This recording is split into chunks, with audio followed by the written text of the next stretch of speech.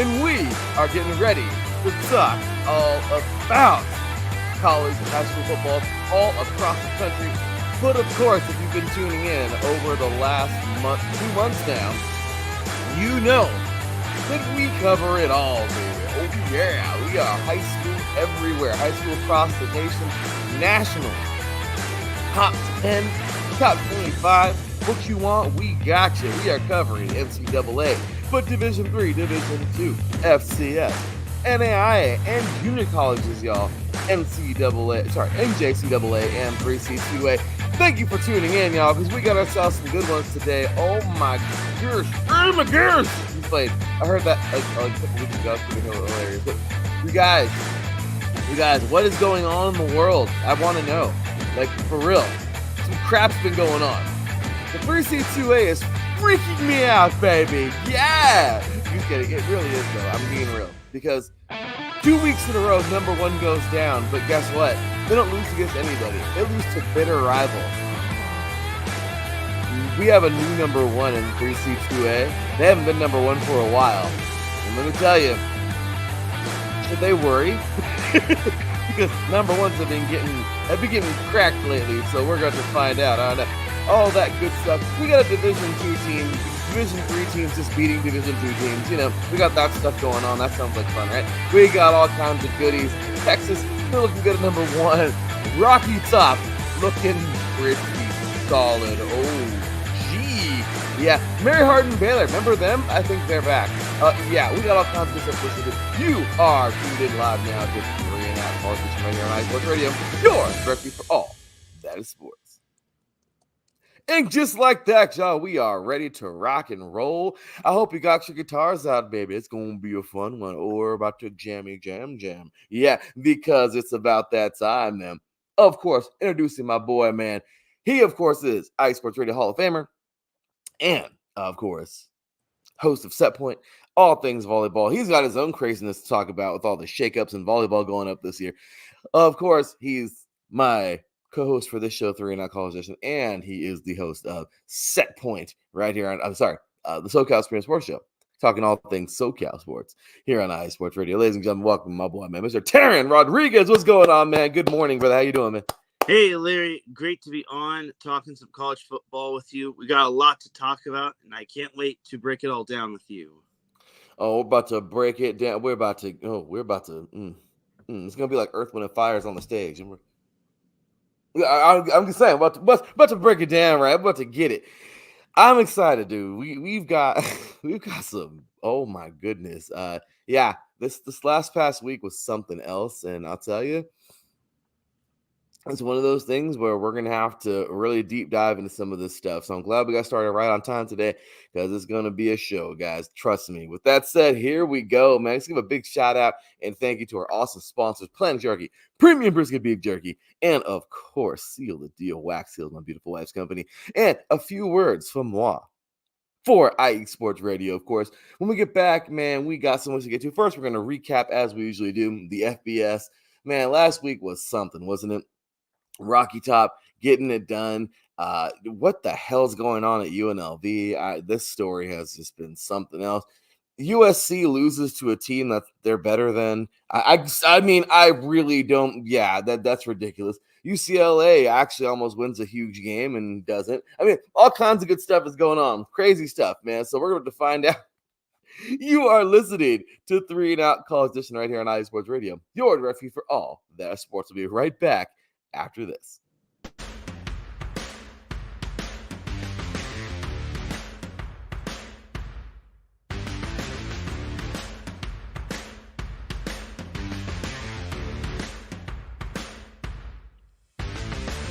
Hi, eSports Radio fans.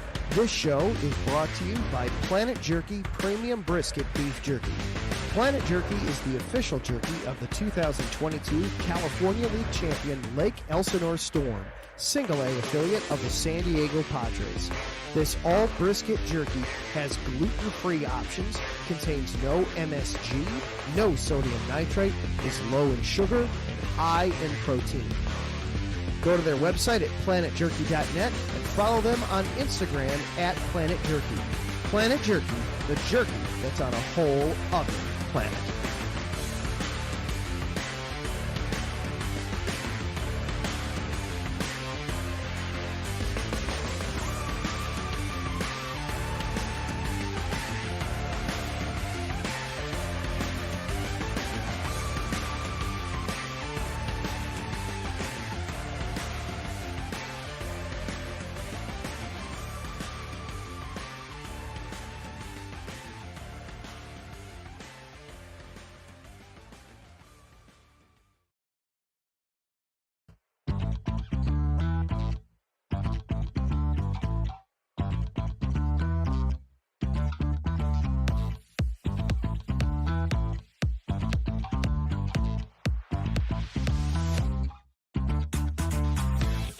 Hey there, IE Sports Radio fans. Be sure to check out our sponsor, Seal the Deal Wax Seals by Cecilia B.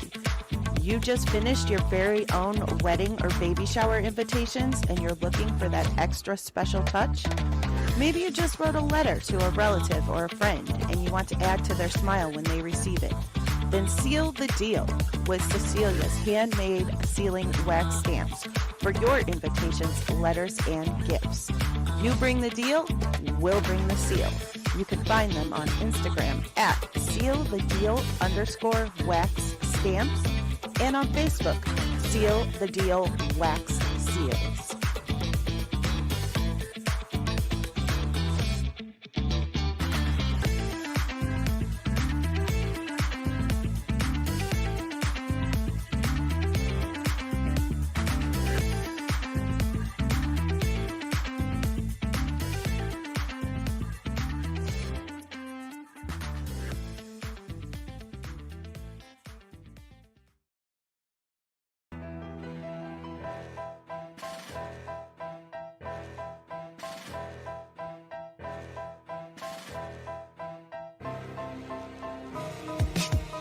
For the last 10 years, IE Sports Radio has been bringing you amazing content ranging from interviewing legendary athletes, coaches, and other authorized media personnel to building tailor-made shows dedicated to all major sports cities around the country.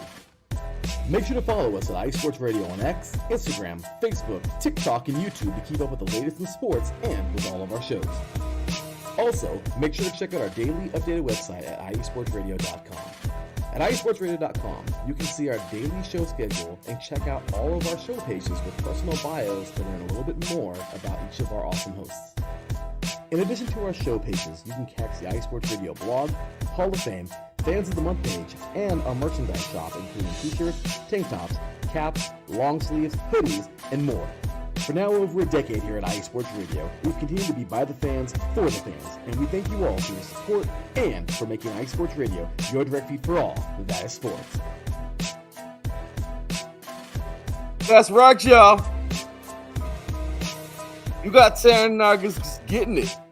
We're getting it, y'all. That's right, nod your head. That's right. Busta Rhymes told you that. Just nod your head. You know what I mean? I'm just saying. We're getting it today. We're getting it. It's early. We're happy. It's football time. Please make sure to follow IE Sports Radio everywhere because we are freaking everywhere. Of course, check us out. All of our social medias. We're here. We're there. We're everywhere. Okay. Also, check us out right here. Okay. Check out everywhere you can find us. Podcasts all over the place. Apple Podcasts, Spreaker, Spotify, iHeartRadio, Google Podcasts, Amazon Music, Audible, Castbox, Deezer, Podcast Addict, Podchaser, JioSave, and all those good things. Of course, like I said, all social media, show us love. Check out our website, man. Website pages. Teran and I got a pretty cool one. I'm just saying, check out the shop, grab you some merch. You know what to do, y'all. Give us a follow at 3 and out. CEIE, all spelled out. And of course, you can follow my boy Teran at Teran Rodriguez. That's Teran Rodriguez, the number 1. And you can follow me at the THEE_LB53. Check out our awesome sponsors again: Planet Jerky, Premium Biscuit Beef Jerky, and of course, Seal the Deal Wax Seals. Man, we appreciate you guys all for just being awesome. Thank you so much. And big ups to our sponsors. Big ups to you guys for tuning in. And let's get to it, man. So first things first, Teran, dude, FBS recap was something else, man. We gotta talk about some of these deals, man. First things first, how about James Madison?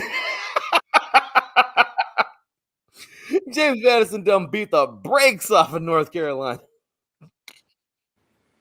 I mean, yeah, there was not a lot of defense played in that game, but James Madison really proved their worth. I was quite surprised, if you ask me.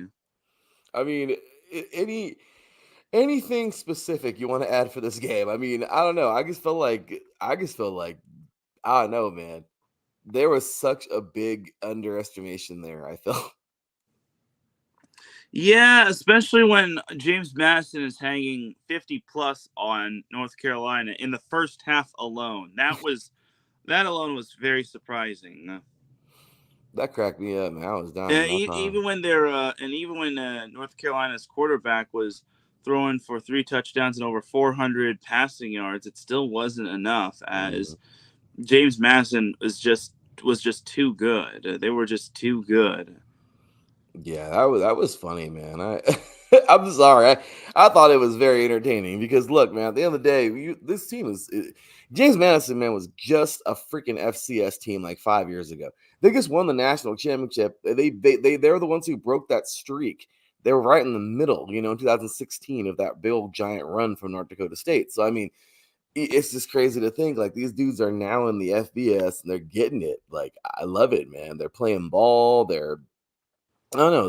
They look good, and you know what, man? Big ups to the Dukes. I don't know. I did not see this coming, but they've also pulled some upsets. So they've actually been pretty solid. So I mean, I don't know. This is pretty legit. I'm really happy for these guys. It should also be noted that both teams had over 600 yards of offense not put together, but both teams had over 600 yards of offense. So it was one of those games. That's awesome. That makes me smile in so many ways. I don't even care. I think that's very funny because, well, you know what? Good for those guys. I'm a defensive guy, but I don't care. Good for JMU. Teran, what about Chomp? Chomp. I mean, come on. How about that game, Teran? Florida just gets it going, man. These guys last week, we talked about it. We were like, you know what? Florida, I don't know. And then they just come out and they did it, man. They beat these dudes, man. They beat Mississippi State. It looked like a good football game at first. I mean, obviously they all start out close, right? But this game, I don't know. It looked like a oh man, this is gonna be a good game on the first quarter. Damn. And then second quarter, freaking Gators score 21 points. And that was it. That was like the only explosive quarter. Like really, every other quarter just didn't have a lot, but dude, they just went off, man. They freaking beat these guys down.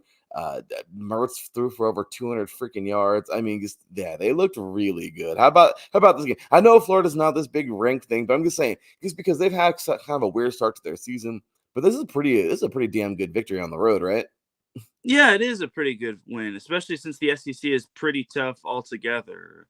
I think it was a solid win for Florida, and they could definitely build off this. Now, obviously, we're not going to put them in the the category of contender in the SEC, but still a solid victory nonetheless.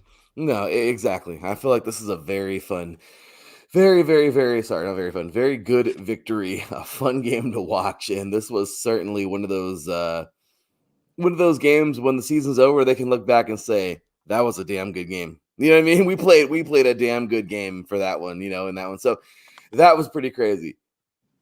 Clemson, the freaking Clemson Tigers, dude. I mean, we don't even know what to think about these guys anymore. I'm at that point where I'm like, yeah, I think they kind of fell off. They've gone back to being a mediocre, I mean, they're still top 25, but they're not that in and around the national championship type of game. Even if they make the playoffs somehow, they're probably gonna lose in the first round. I mean, you know what I mean? Like they're just that team that's kind of there. I hate to say this, they're like the Dallas Cowboys. You know what I mean? They're good enough, but they're just not good enough, It's kind of messed up. But that's where I'm putting them right now, basically. And yeah, man. They dominate the Wolfpack. Not that the Wolfpack is any good, but I was just the score. Oh my gosh, it was great. 59-35. Dude, they scored 28 points in that first quarter last week. Yeah, I think we both underestimated Clemson just because their first few games we kind of did them no justice. But I really was impressed with Clemson. Clemson really showed up, but I was very surprised NC State just had such a dud game. I think both of us picked NC State, but Clemson really showed up to the party, and that first half alone was just bonkers. They put up 41 points, 45 points, which was absurd. So, and NC State's 21 points, I think most of it was in garbage time. Nothing against them, but the game was well out of reach, and Clemson probably called off the Dogs, or in this case, the Tigers. They called off the Tigers. It's just, what do you do? You at that point in time, it gets like, yeah, here's what it is. I mean, I don't know. Clemson still isn't a favorite of mine, but I still feel that this was a good game for those guys. All right, man. Rocky Top prevails. I mean, look, last week I was like, nope, Oklahoma. That's probably gonna be the last time I pick Oklahoma. I'm just being real, dude. I really thought Oklahoma was gonna win because they were home, SEC, like they're ready. Nah, man, no. They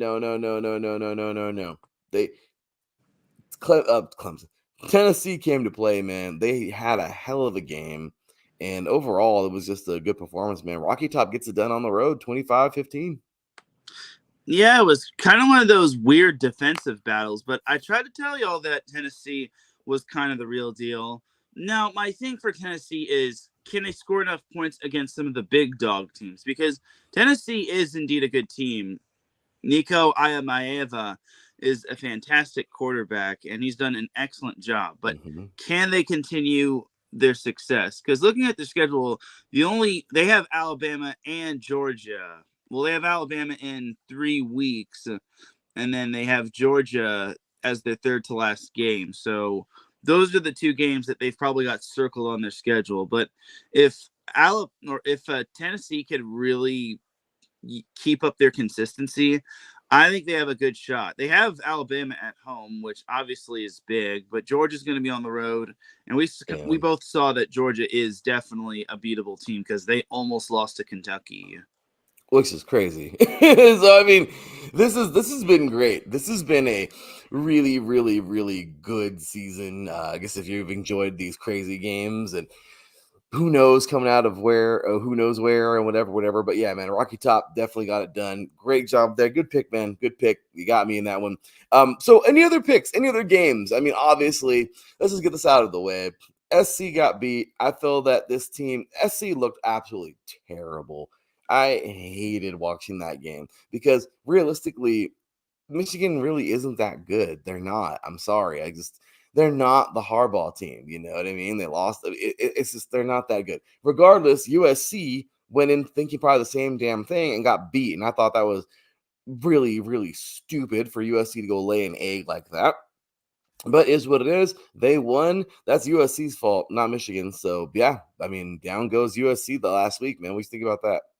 Yeah, honestly, USC just did not do a good job of defending the run. All they just needed to do was stop the run. Because Michigan is not a throwing team. If they just stopped the run, they would have legit won. And it also didn't do Miller Moss any favors that he had such a porous O-line, which got him beaten up most of the day. And it's sad because I think USC could have won this one. And the management in the on their second to last drive where they went 3 and out, I think it could have been managed a whole lot better. But Michigan is a tough place to win at, and you gotta give them credit. But I feel USC is definitely could have won this one. And I hate to really say this, but I feel there were some missed calls against USC. But it is what it is. It's not easy being official. So USC, I was more heartbroken than anything. I mean, I had high hopes for SC, and this would have definitely been a big win right there. I know Michigan's not the Michigan from last year, but honestly, winning at Michigan is such a tough place to win at. And I was basically going off on how USC could be in the Big Ten championship. I don't think it'll happen unless Oregon and Ohio State slip up twice. Yeah, it's kind of one of those scenarios where you're kind of hoping now, and I hate that. SC, you're in control of your own fate. Now you completely screwed up, and well, guess what? So here's what it is. It's true. Realistically, load the damn box. The DBs, your DBs are good enough to cover those receivers. Okay, but no, I guess I don't know. I didn't get it. But regardless, number 11 Utah defeats Oklahoma State, number 14 Oklahoma State 22-19 on the road. UCLA falls to LSU. Oh, that was a crazy game. 34-17 in Death Valley, man. Notre Dame wins big. Of course, they were just playing the cupcake. Miami University. Buffalo pulls out a crazy victory over number 23 New Orleans, 23-20 on the road. That was pretty cool. I mean, there were some good ones last week, man. We talk about all these at the end of the show. We like to make our quick picks and do all that. And there were some really, really good ones. Navy beat Memphis in their really cool uniforms. Gosh darn it, it's okay. But we had the last Iron Skillet game, which makes me sad because Drewski talks about it on Hard Texas Sports, that this until they make a new contract or sign a new contract, it's the last Iron Skillet game. And SMU got the better of TCU in so many ways, 66 to 42.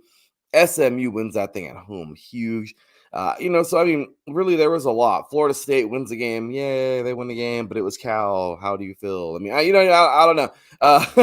What do you do? Regardless, though, they win the game. Colorado gets a big victory in overtime over Baylor, 38-31. I mean, that was pretty cool. Fresno State has actually an issue with New Mexico. I thought that was going to be a blowout, but hey, New Mexico actually fought back at home. Hats off to them. Fresno State wins 38-21 on the road. I mean, there were some good ones last week, man, but obviously I missed a few, maybe I want to pick some of those up. But Teran, some games that you were really, surprised at or you want to highlight from last week? Well, one game I was definitely surprised at was BYU beating Kansas State 38-9. They didn't just beat him, they just thrashed him. Now, I will also say BYU is such a tough place to win at due to high altitude, and they have such a raucous fan base. It's kind of like playing Utah at Utah, but BYU, I did not see this one coming from a mile away. I thought Kansas State was going to be a whole lot better than this, but to only put up 9 points against BYU's 38, that's just crazy right there. So, yeah, BYU, they're proving that they belong in the Big 12. And this kind of begs the question, can BYU actually win the Big 12 or at least make the Big 12 championship game? Just because without Texas and Oklahoma, the Big 12 is up for grabs. Yeah. They could win it. Maybe Kansas could win it. Maybe Baylor could, well, not Baylor at this point, but you get the point. Maybe Arizona, maybe Arizona. It all depends. But honestly, BYU has put them in a position where they could possibly make it to the Big 12 championship. It's possible. It really is. And when you look at this, I don't know, that the Big 12 is just kind of crazy, isn't it? Like, the Big 12 has, there's a lot of chance there where I feel like in the Big 10, obviously, in a couple of weeks, we'll probably know who the champion is. You know what I mean? Like, who knows? But no, this is pretty cool. I'm really excited to see what we're gonna get in the Big 12, man, for sure. But man, good stuff there from last week. And dude, we gotta get going, man, into all these other ones. First things first, big ups to everybody once again. Chat room, appreciate you guys. What's going on, Yukio? We see you, man. That's our guy, man. Freaking all the way in Japan. It is almost tomorrow for Yukio right now. Actually, it's about 11:30 Pacific time. Sorry, 11:30 p.m. in Japan right now, I'm guessing, close to that. So yeah, graveyard shift. He's working, tuning in, showing love. This is dedication, guys.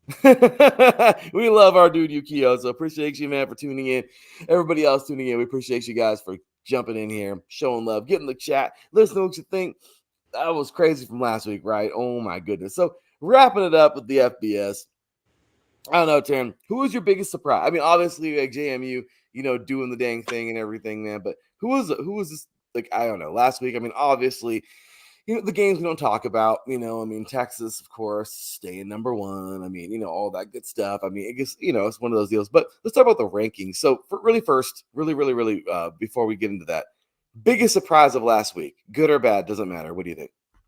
Florida State was kind of a big surprise because everyone was riding the hype train of Cal going 4-0, and everyone was thinking that Florida State was going to go 0-4. But Florida State really impressed defensively, at the very least. Like, it was probably the sloppiest offensive battle anyone has ever seen. But the Noles kind of got it done, and I was impressed by that. That was a little bit of a surprise.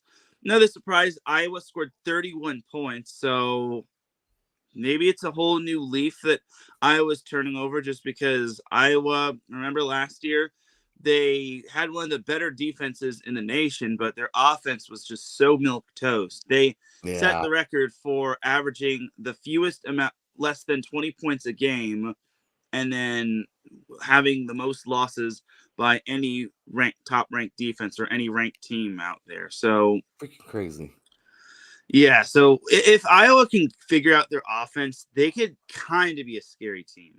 And then, like I said, you had BYU beating Kansas State in that fashion.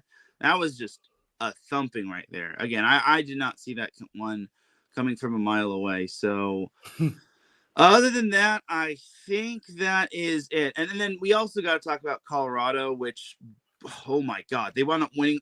They forced overtime on a Hail Mary, and then they wound up winning because Baylor fumbled the ball in the end zone right as they were about to cross it. And that was the correct calls. And if Baylor didn't want to be in that situation, they have to, I don't know, maybe practice their Hail Mary situations and learn how to bat the ball down instead of allowing the other team to catch it. So, yeah, I think that is pretty much all of the notables that I have.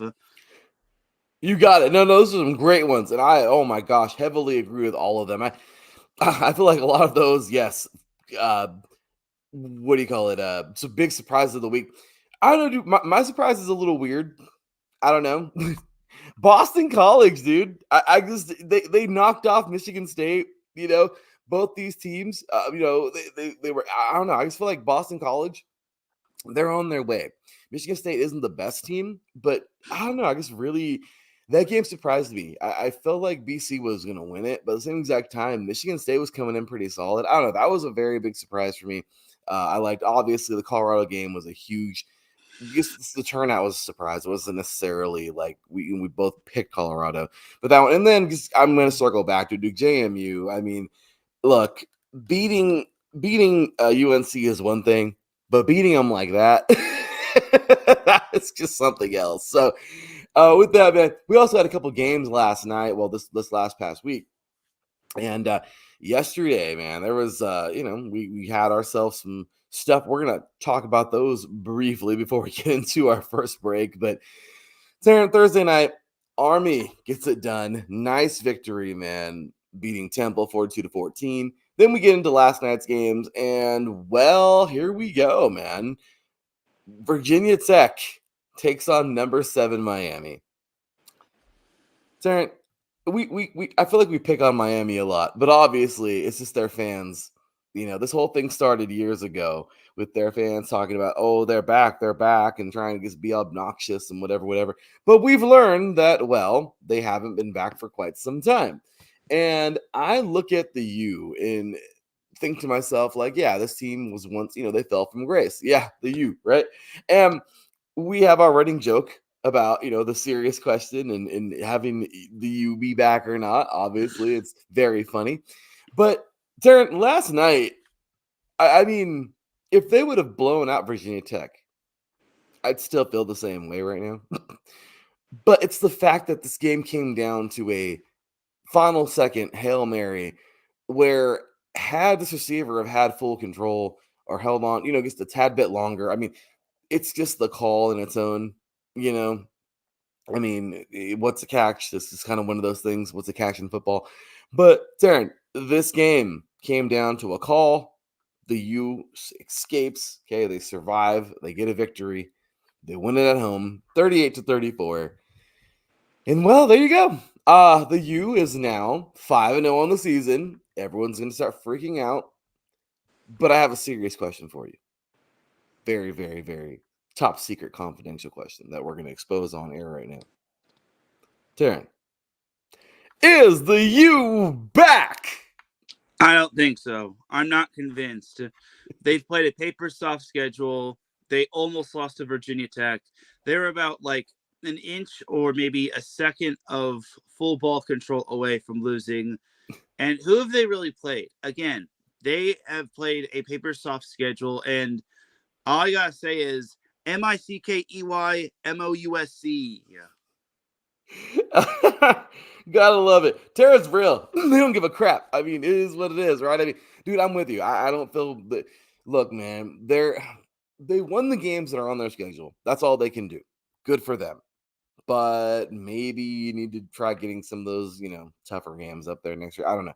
It is what it is. But as of right now, they're just not impressive. I feel like that. You're right. They almost lost this game to a Virginia Tech team who really isn't that good. So, I mean, that would have been pretty funny. And then last night, this was kind of humiliating. I mean, not humiliating. It's obviously because I still call it the Pac-12. I don't give a shit. I'm going to call it that forever. But Washington, of course, now in the Big Ten, just like SC. everyone wants to talk their shit. Oh, Midwest football, whatever. Shut the hell up. But it's an East Coast team, Rutgers. Good game. Rutgers beats Washington 21-18. Cool. Washington isn't that good this year. Let's just be real. Okay. They're not who they were last year. But good game. Okay. Rutgers played well. Okay.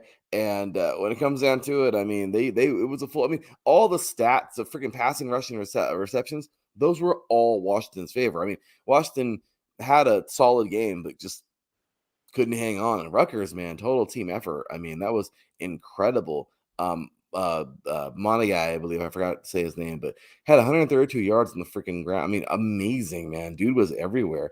But when it comes down to it, I'm sorry, that was Miami. I'm sorry, I don't want to say, but yeah. Oh no, I'm sorry, that was Rutgers. But overall, guys, I just felt like Rutgers has a very, very, very, I mean, they're 4-0. They need some respect.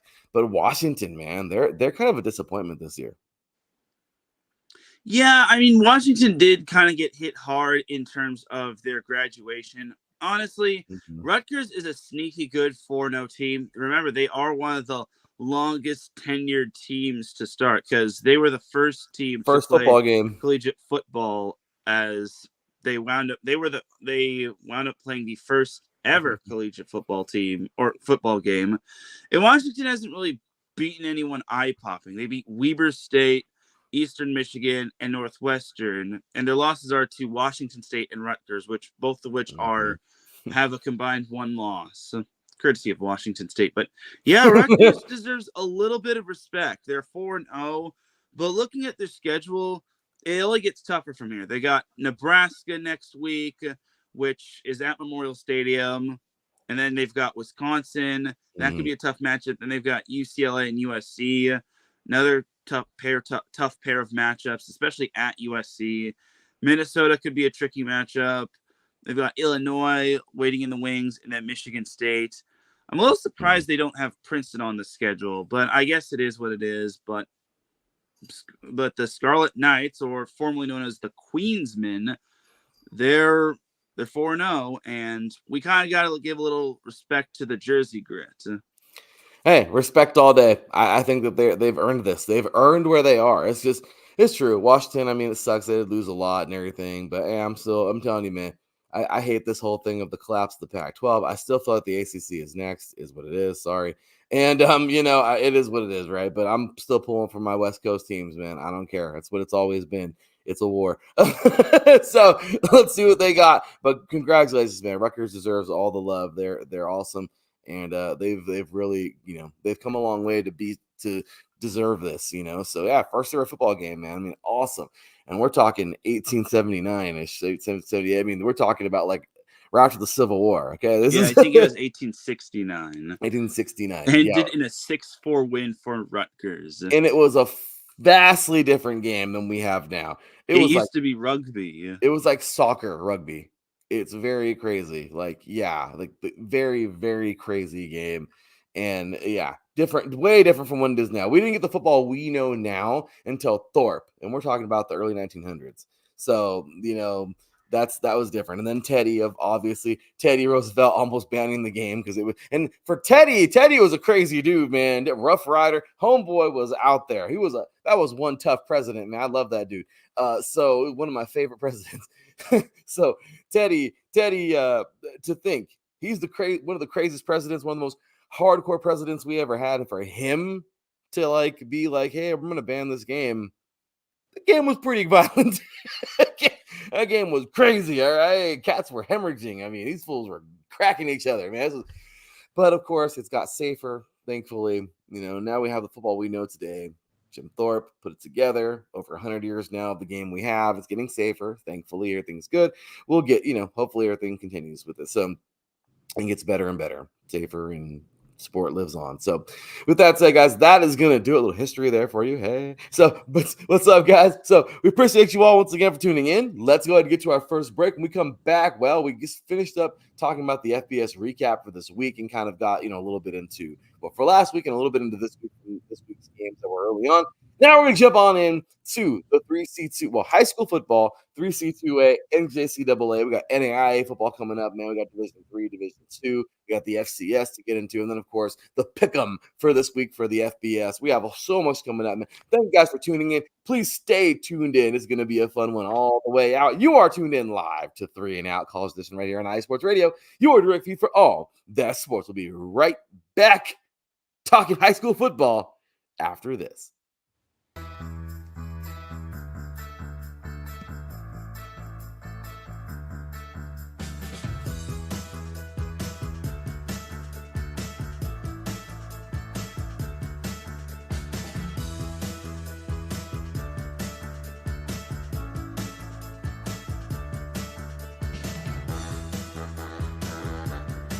What's up, New York? This is Ricky K coming at you at the NY State of Sports, a new show here on IE Sports Radio, your direct feed for all that is sports.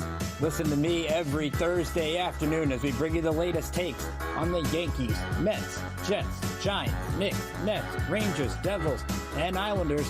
Plus, you get some college hoops and what's the local sports events going on in the area. It's a state that never sleeps, so why not get the opinions and sports takes that never sleep? Again, every Thursday, 2 p.m. to the NY State of Sports. We'll see you then.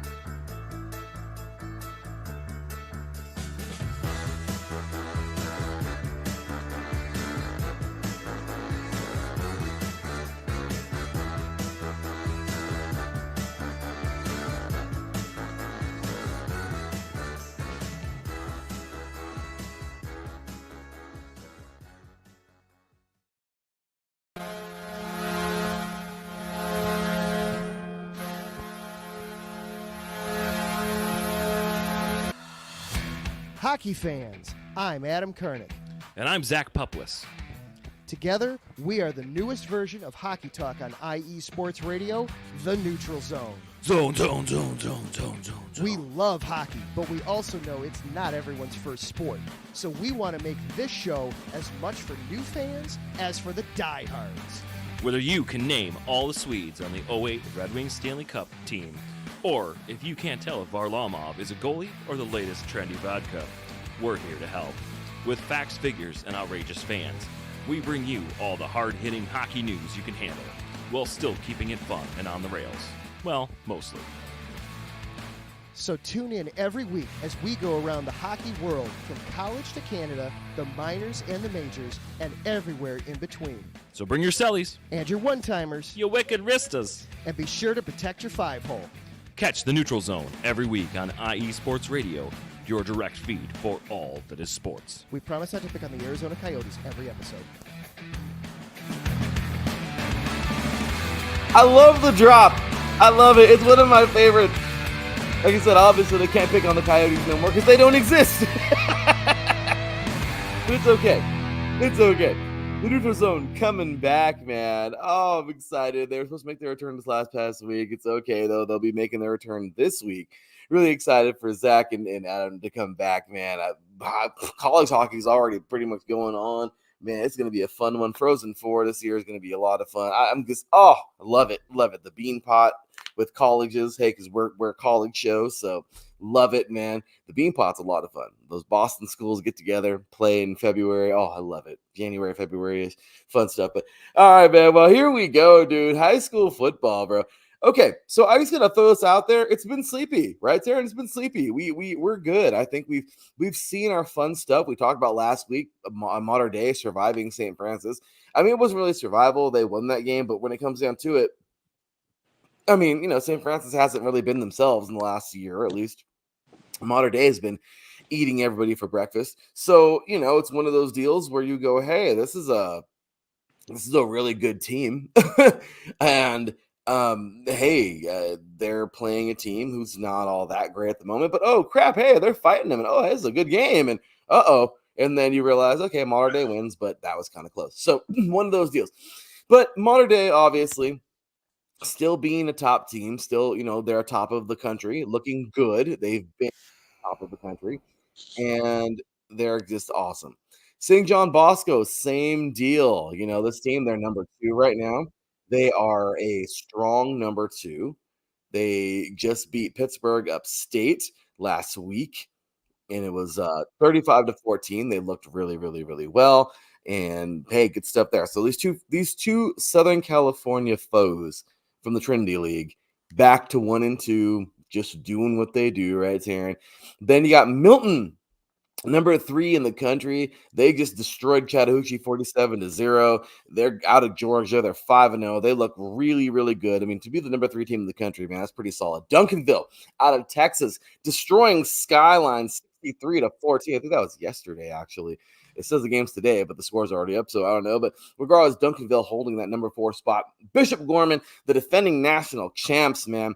These guys looking good last year, right? They got it done. So many people had that controversy, of course, talking about, should it have been Chaminade Madonna? Should it have been, Modern Day? I mean, of course, they lost that one game to St. John Bosco at the time, but St. John Bosco was like number 2. I mean, number 3 in the country. It was crazy. It was a crazy deal. Regardless, Max Preps gave it to Bishop Gorman.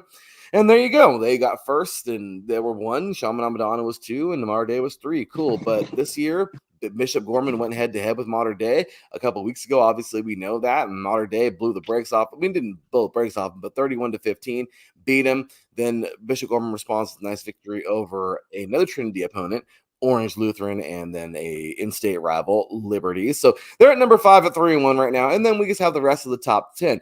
IMG Academy at 4-1, Carrollton at 6-0, North Shore at 3-0, obviously out of Houston, St. Thomas Aquinas out of Fort Lauderdale at 4-1, and then Teran, the team that I'm just really excited to talk about. I am so excited to talk about right now. Number 10 from your neck of the woods, man, over there in Orange County. Okay, these guys, Mission Viejo, man, 5-0. Chaparral, we don't live too far from there. Temecula. This team is insane, dude. Mission Viejo now 6-0 on the season, I think. Yeah, 6-0 now, dude. I mean, they beat a Hawaiian team. I'm not even gonna try to pronounce it, but they beat them in August. Santa Margarita knocks them out. Beats Liberty. We're talking about the same Liberty, the in-state rival for in Henderson. For Bishop Gorman. Yeah, they beat them. Okay. Then they beat Highland. And Highland is a tough school out of Palmdale. Well, not tough. I mean, I don't think they're very tough. I don't know, but they blew them out. Okay. But at least Highland was brave enough to play them. All right. So there goes that. Basha, strong school out of Arizona. That was a very tough football game. And then Chaparral, man. Shap, I'm a little disappointed in because I thought they played a little bit better. But 51-10 yesterday, man. Just beat the crap out of those guys at home. Teran, this is crazy. I mean, this league too. Long Beach Poly, San Clemente, Edison, Los Alamitos, and of course Mission Viejo. Mission Viejo, number 10 in the country. Teran, how about this team, man? Yeah, Mission Viejo is definitely looking impressive. That Hawaii team is Kamehameha Kapalama. So they're number 5 in Hawaii, but Mission Viejo looks really good this season. And being Chaparral is no joke. Chaparral is a fantastic opponent. They were going into this game undefeated, and Mission Viejo really just took it to it, man. Then next week, if they have a non-league game, the Long Beach Poly is a non-league game. They start league against San Clemente after their bye. So, yeah, the league that they're in, the Alpha League, it is one of the better leagues in Orange County, let alone maybe in the California. Mission Viejo coach Chad Johnson calls the Alpha League the SEC of Orange County Public School football leagues, and that says a lot. And he says that no disrespect to the Trinity League, because I think he was a former assistant for St. John Bosco. But yeah, the Alpha League will only have 2 automatic qualifiers for the playoffs, and Mission Viejo is probably going to be one of them, but the other one could be up for grabs. But back to Mission Viejo, they got Long Beach Poly next week. It's a young Long Beach Poly team. Obviously, the Jackrabbits are probably going to run through their league. They may get a challenge here or there from probably Lakewood, maybe Milliken. But honestly, if I had to guess early, I would probably say Mission Viejo wins this one next week. And I guess Poly last night, they took down Lakewood 47-20. Their only losses are to Folsom, really good Northern California team. Lincoln, really good San Diego team. And Sarah of Gardena, which just thumped Los Alamitos and gave Orange Lutheran a tough battle. Those are some quality losses. So for those that are wondering, the Jackrabbits, I think, will be ready for the rest of their Moore League schedule. But I think them against Mission Viejo, I think the Diablos are probably going to win that one. They look good, man. I'm really excited for Mission Viejo. I mean, dude, we haven't seen. I mean, Mission Viejo has always been a strong team. They've been CIF champs. They've been good, but we haven't really seen them pop out in like the national spotlight since Mark Sanchez. And we're talking like 06, 07, 08, right? I mean, right there. And I mean, we haven't really, actually, well, no, I'm sorry. Mark Sanchez was, I think, 04, right? So 03, 04, 05. Yeah. Ever since the Bob Johnson days. Bob Johnson days. There you go. So yeah, dude. I mean, ever since then, all kinds of stuff's been happening. They've been good, but not good enough to be in the spotlight. Saddleback College changed our name. I mean, it is what it is. You know what I mean? They're the Wildcats. What are they again? Bobcats. Yes. Yeah, Bobcats. I still want to know why they changed their name. But anyway, I don't know. Weird. But anyway, with that said, man, we got so much to get into with this. Obviously, I mean, well, we can kind of just put a little bow on it because once again, nothing crazy is coming up. I mean, I think the next game that we're all looking for, I think this is just it's the big one, right? Obviously, Trinity League play, modern day, man. I mean, modern day in St. John Bosco. I mean, here we go, man. Santa Margarita, Servite, J. Sarah, St. John Bosco, Orange Lutheran, modern day. I mean, this is it. This is gonna be it. We know modern day this year only has 9 freaking teams that they're playing because they couldn't get a 10th. This is how good they are. You know what I mean? But hey, big ups to everybody who played them. This is awesome, man. I'm really excited for modern day. Let's see what they keep on or what they keep producing out there. Lots of strong players going to the league and all that. I know people are going to talk the crap. Bryce Young, I get it, but let him develop. He'll be okay. Behind Andy, because Andy's the answer right now in Carolina for sure. But with that, man, here we go. So getting into the rest of the country. So 25-21, we have Washington high school out of Massillon, I believe, Ohio. They're looking good. They're 4-1 right now, man. They just they actually had a really tough loss to DeMatha. And DeMatha, of course, Teran, we know DeMatha's actually they're a powerhouse out of Hyattsville, I believe, Maryland. They're a hell of a team, man. DeMatha is one of those stronger teams in the country. They're 3-1 now in the country, and they're doing their thing. The Stags are playing some good ball. So after that, but hey, Washington, they're 4-1 now, so they've dropped to 25. Out of Scotia, out of Humble, Texas, these guys. Hey, 54-7 over King yesterday. They're looking pretty good at 3-0, and they are 24 in the country. De La Salle, when the game stands tall, they just destroyed. Well, I can't say destroyed, but they defeated El Cerrito. El Cerrito, 35-14 on the road. Good win for those guys there, and they are currently now. Oops, sorry about that. De La Salle 4-0. Bergen Catholic out of New Jersey, 3-1 now on the season. They defeated Pope John. They got a nice victory there, 63-0 last week on the road. Talk about a nice victory for those guys. Corner Canyon, remember these guys out of Draper, Utah. They got a victory yesterday. I believe over Riverton, 49-20. They're also going into league play. They are 5-1 on the season at 20. Then we have 20-16 in DeSoto, man. DeSoto, Texas, obviously, Teran. We talked all about that crazy loss to North Crowley a couple weeks ago, man, the beginning of September. One of the biggest upsets of the season, I'm sure. We're going to talk about this one at the end of the season and go, yeah, that was one of them. Hell of a game. But talk about the nice victory for North Crowley because they have found themselves at number 11 right now. But DeSoto, they just beat, like, I don't even, man, they just beat right now.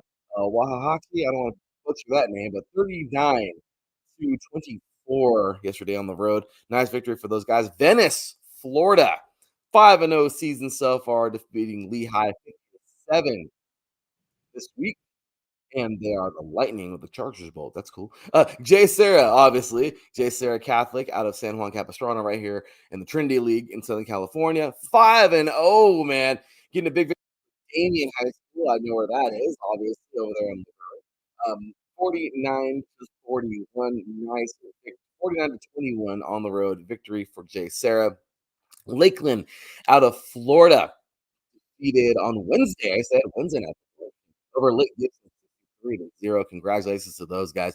Number 17. And then 16, Orange Lutheran, Teran. They're 4-1. They defeated Sierra Canyon 33-26 on the road. And well, Orange Lutheran, hey, their only lick is from Bishop Gorman, and that's actually a pretty good loss to have on your schedule. Not that you want a loss, but if you're going to have a loss, it's to a juggernaut like that. So Central out of Phoenix City, Alabama, they're 5-0. They defeated Enterprise last week 34-21. So hats off to those guys over there in Alabama. Boyle County out of Danville, Kentucky, 5-0, Teran. They defeated Lexington Catholic 51-7, and they are rolling on right now at number. They're holding it down at 14. Buford. These guys were solid, Teran. Were they not? I mean, they were number 6 last year. This team was good, man. This team was getting it.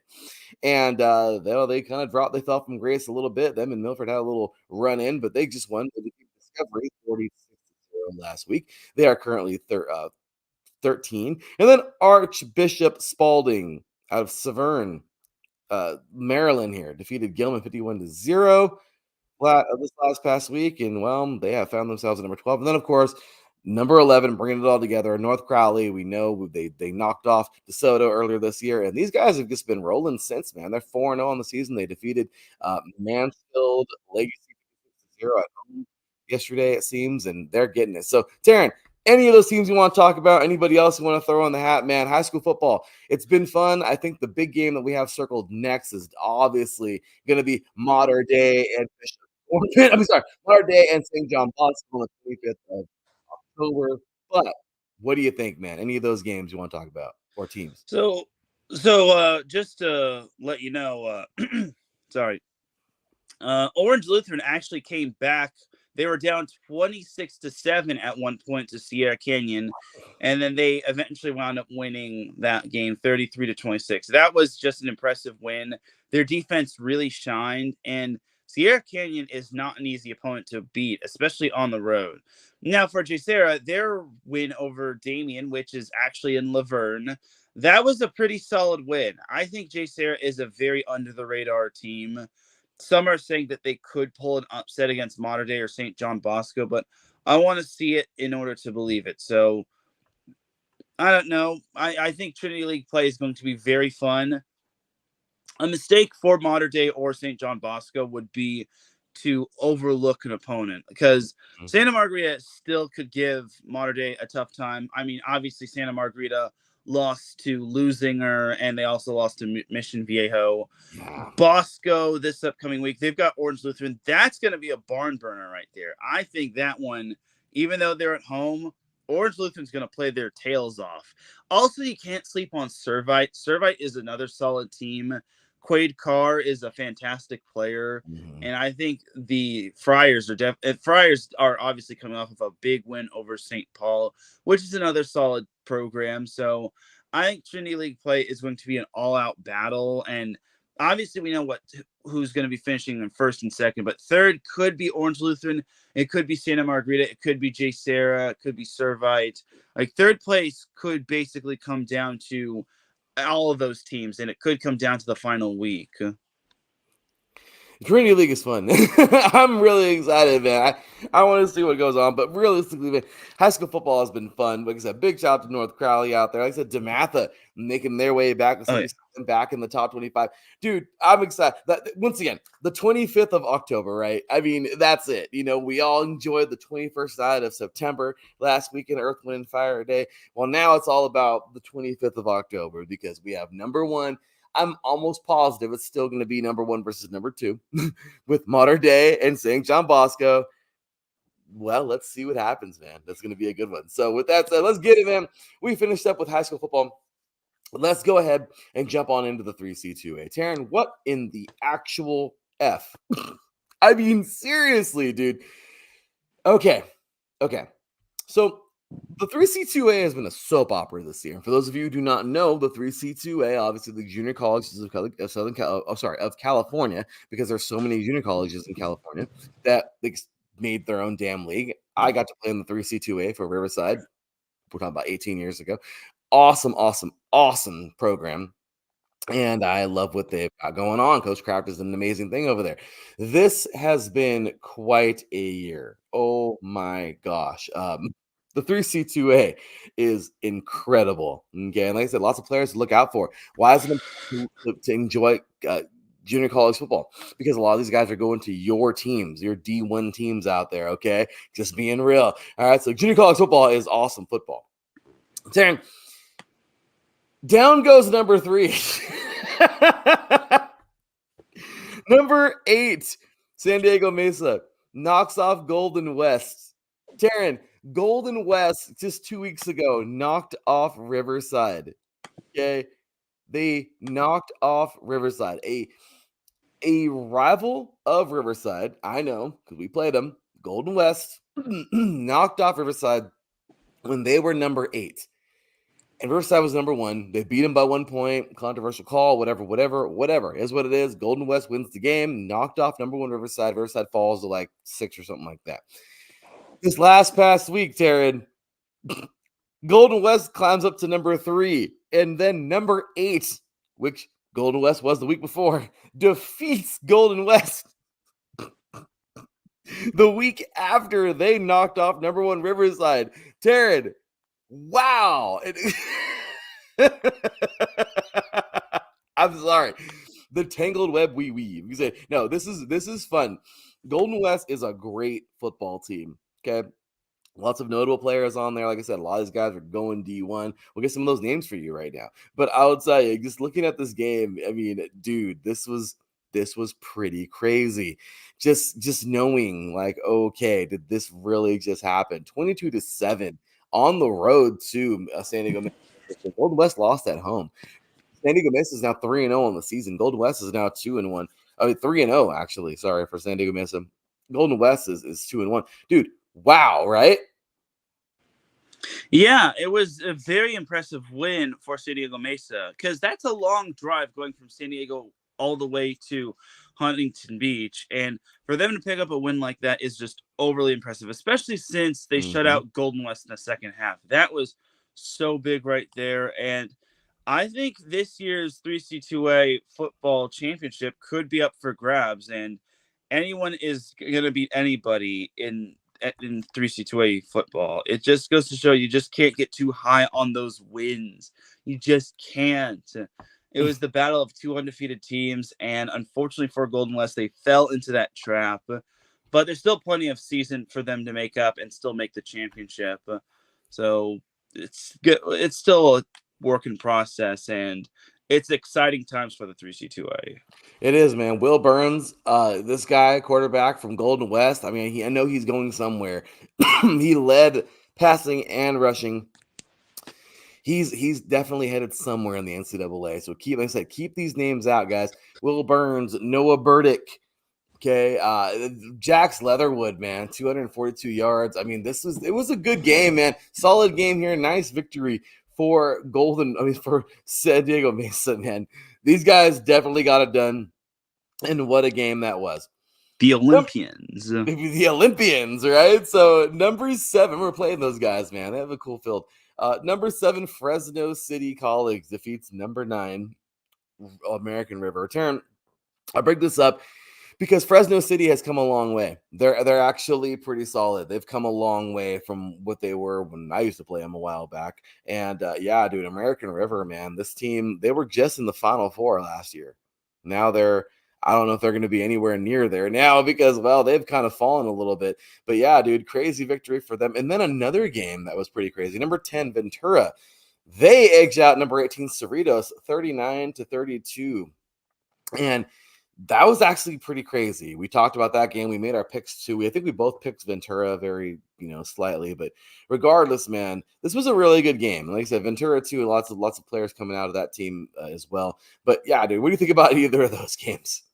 Yeah, I was very impressed by Ventura. Well, I was more so impressed by Cerritos as it was the battle of 2 1-1 teams. So obviously one team had to move to 2-2 or 2-1, and Ventura was the one that got the job done. Some other notable results: Mount San Jacinto edged out Moore Park, which I thought was pretty impressive. We're going to get into one of your matchups in the top matchups in a little bit. Mount San Antonio just thumped Allen Hancock in the battle of the 2-0 teams. Modesto edged out San Mateo, which I'm sure hold we're going to be on, getting to. hold on. You went too far. But I will say, I this jumped the gun. was the Sorry. big one. This was the big one. Number 1 goes down, dude. 2 weeks in a row. 2 weeks in a row. Riverside lost to their rival, Golden West, 2 weeks ago. This game, Modesto, as I told you before, Modesto and San Mateo are like Riverside and Golden West. Dude, it's like Modesto saw this game last week and was like, we can do it too. Now our rivals are number 1. They were also champions in the last couple of years, and we can beat these dudes too. And they did. Number 1 in the 3C2A goes down for the second week in a row, man. Last week, number 8 Golden West defeated Riverside, or 2 weeks ago. This past week, number 6 Modesto, man. They freaking did it. They knocked off San Mateo at home. Dude, the Pirates, I mean, oh my gosh, they got done. The 3C2A rankings are on their freaking head right now. I'm glad you brought up good old Mount Sac, because they're the new number 1 in town, man. They're number 1. Mount San Antonio 1. They have Butte College at 2, Modesto at 3, Fresno at 4. That's huge for them. San Diego Mesa is now 5. Riverside has fallen to 6. San Mateo has fallen to 7. Golden West has fallen to 8. Ventura falls to 9, and they're jump up to 9, I believe, and then Fullerton at 10. Then just the rest to go through it. Canyons, calls the Canyons, Diablo Valley, Bakersfield, American River, Citrus, Allen Hancock. You just talked about them as well. Foothill, Sequoia, Saddleback, Moore Park. San Jacinto has found themselves in the top 25. Hey, Cerritos, Sacramento City, El Camino, and Sierra. Wow. I mean, how about this game, man? It was very legendary. It was probably one of the better games, if not the best game, last week. And you got to give it up for both of those teams. Those teams are pretty much bitter rivals. And the fact that Modesto was able to win despite getting shut out in the second half speaks to high volumes of how Modesto really won this game. It's true, man. And speaking of, I mean, it's crazy. Like I said, we talk about some of these players, man. Right now, Ezia Boger, defensive end out of Riverside Community College. Right now, Teran, he's actually being looked at by both Oklahoma State and New Mexico State, and that's his short list at the moment. But I mean, yeah, dude. I mean, just looking at some of these top players, courtesy of ESPN. We just had a commit, by the way. Tashi Dorj, I believe is how you pronounce his name. This dude, man, he is on his way to San Diego State, Teran. We got a San Mateo kicker going to San Diego State now. So that's coming on over. You know, always fun to keep a look on these transfers and see where these guys are going from junior college. But yeah, man, I just, wow. Cerritos College, by the way. Hey, look at this. Leroy Palou, defensive tackle here, 6'2", 290. His short list is Colorado State, Nevada, and Utah State. So, you know, keeping it going. Really excited to see some of these guys here, or a lot of these guys, actually, especially from the 3C2A, since we're in California. Juan Salas, he's a safety, 5'10", 190, his short list. We got Colorado State, Texas State, and Washington State. So seeing where some of these guys are going. But yeah, Teran, huge victory there for Modesto.